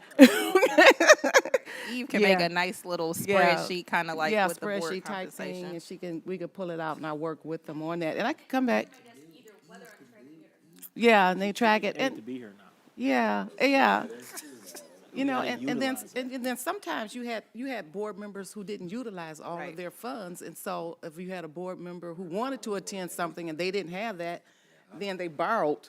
You know, you Yes. would approach the other board member and say, I can borrow, whatever from it to Not support trying to that. penny pinch or say So that we're not trying to broke, do that, but I just- think It's really if staying we have within the something to budget. Right, work it's with, Following the budget. Right. Yeah. Right. Yeah. so if we could come up with a budget and determine that, I can get back with you. Yeah. Yeah. And then That I work. think How about It that? used to be 3,000. Yeah, it was It's 3,000. 3,000, but a lot of times people, especially an annual conference, yes. Yeah, And- Yeah, yeah, For your conferences. Yeah. It was for that was for all the, no. Yeah, whatever you wanna do in and that was year. the, so, but I think that there's a benefit, especially annual leadership conference. Yeah. To being at that, and especially when the whole group can go. I know last year, didn't almost the whole board attend? I thought there was. it's in October. It's in But I October. really October, November. truly think like if we could do that, that would be amazing. And in then the October. other thing is sometimes there's good workshops with legal updates. So even if one board member wants to go and can go and then come back and share that information, right? That way, we're still staying abreast of current things. And then the other thing I wanted to bring up is that the Wayne County Association of School Boards, they offer CBA classes in March and September, October. They offer them twice a year, and they pay for half. So they'll pay for half of the class, and it'll cost $50. And if we get new board members, it's important to have those trainings, especially the 100 level, because Yeah. otherwise we really don't know. There's just, we gain such a valuable perspective in that 100 level. So if we can keep that for new board members, if we can, if there's things that are relevant, like legal updates or just anything, let's say we're doing a construction project, right? And there's a CBA for that.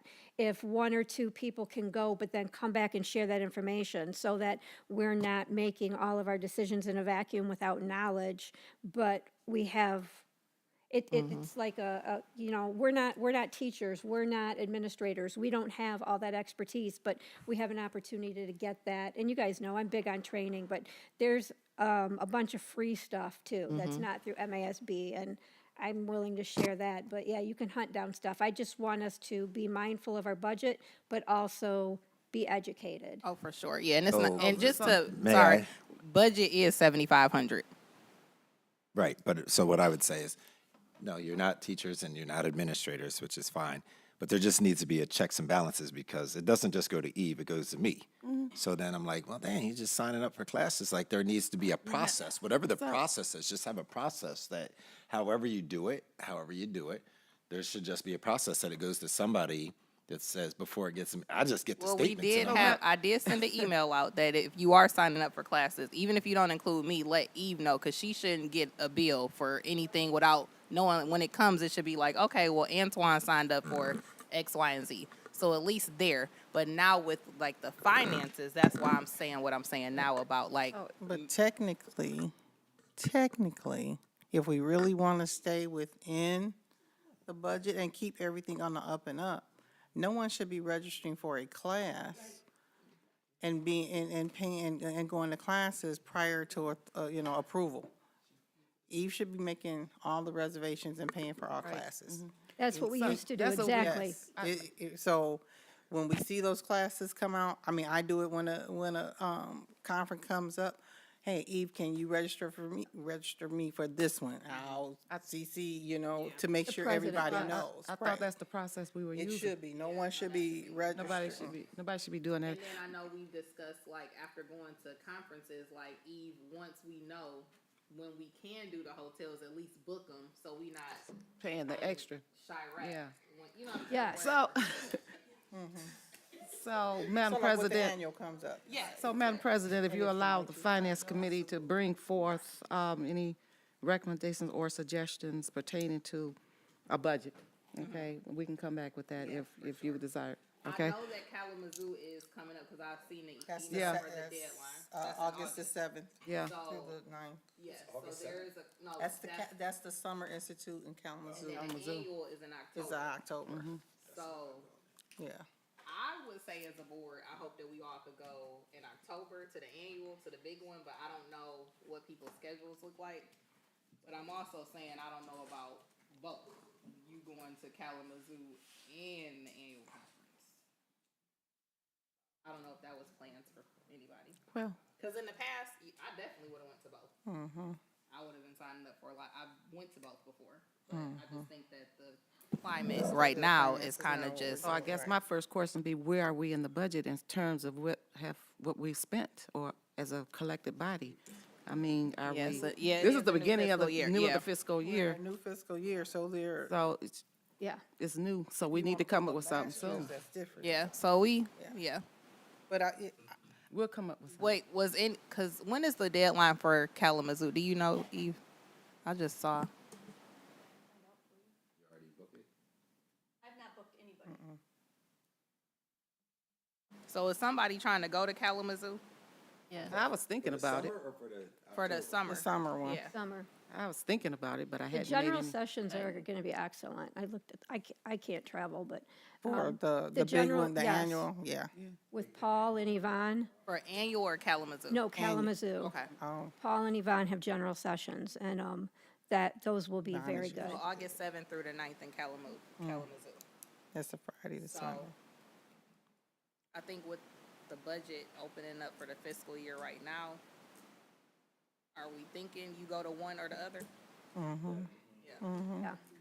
So, I guess with that, do we need to make a motion for that? No. No? I just It's just concur with the conversation. president that it would be nice for us to go to the annual Together. because you learn a lot. Yeah. And to really be there as a team, it's, so. I think we should.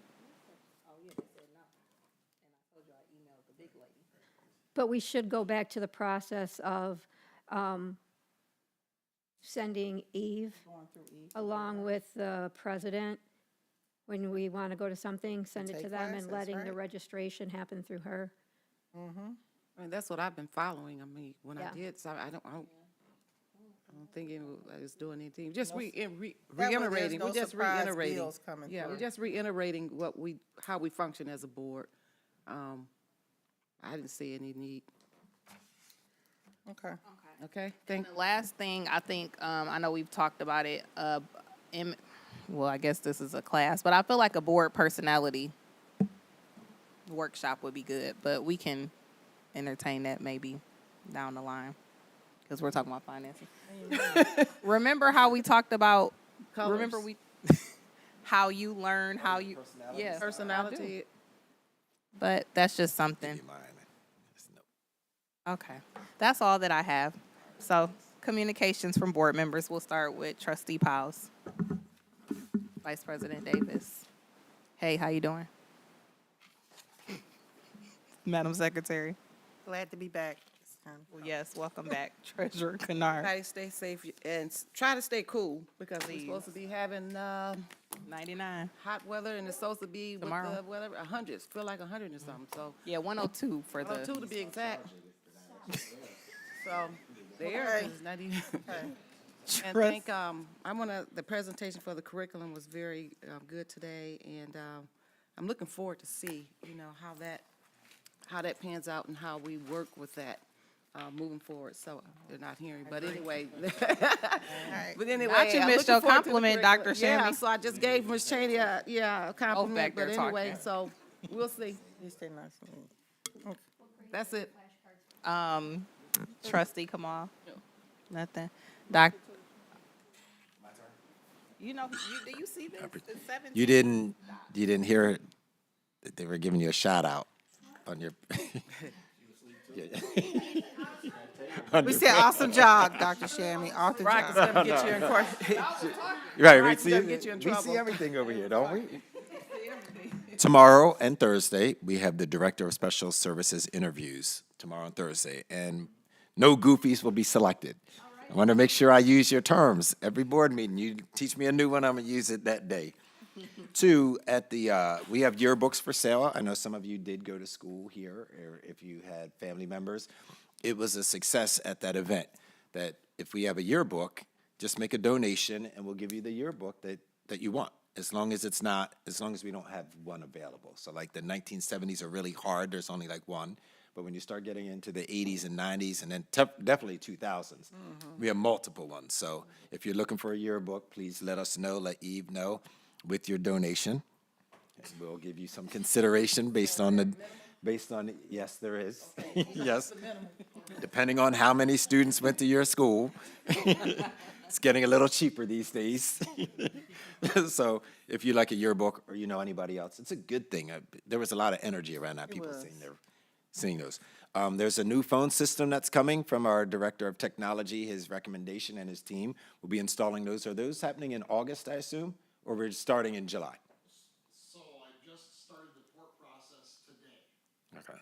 So that usually takes about 14 business days if it doesn't get rejected. So we're porting all of our numbers from AT&T and Cisco. It's a whole process, but everything will be in place before school starts. Well, I appreciate that. And the last thing is, just here, I know the term was used layoffs, and they were. But to me, it was about right sizing. It's not about laying off, because then you're like, oh, we're broke. We're not broke. It's right sizing. That if you have too many staff versus too few people, you have to do what's right. And that's what you pay us to do, particularly Mr. Brock and I. We're the ones that are hardcore having to make those decisions. So we've made those decisions because it's about right sizing. Okay, so that's what we've done, and we still could do more right sizing, but right now, we feel comfortable where we are, so I'll keep you posted on that. So When I have you a quick throw a question brick for into Dr. a- Edmondson. Just one quick question, and that is Somebody gets hit there any barks. updates on the property sales? Is there any updates on the property Listen, I was sales? hoping that the sinking fund would tell us, but it's been, Okay, we I haven't was thinking gotten- about that drive-in today. I said, why is that property what's taking so long? But they said, we did make a call 2 weeks ago. They said it's happening in its right time frame. It's not fast enough for me, but he said that's the buyer said that there was that everything is going according to plan. It just seems so long to me at this point. All right, thank you. Thank you. All right, before we close out, if I can get the confidential papers inside You say what? and then motion to adjourn. Support. All right, it is 8:08. 808. Have a great day. Gotta go. I don't know what you said. Yes, on trustee Kamal and it's done there twice. Oh, yeah. Okay, there needs to be a correction on here. Trustee Kamal is in there twice.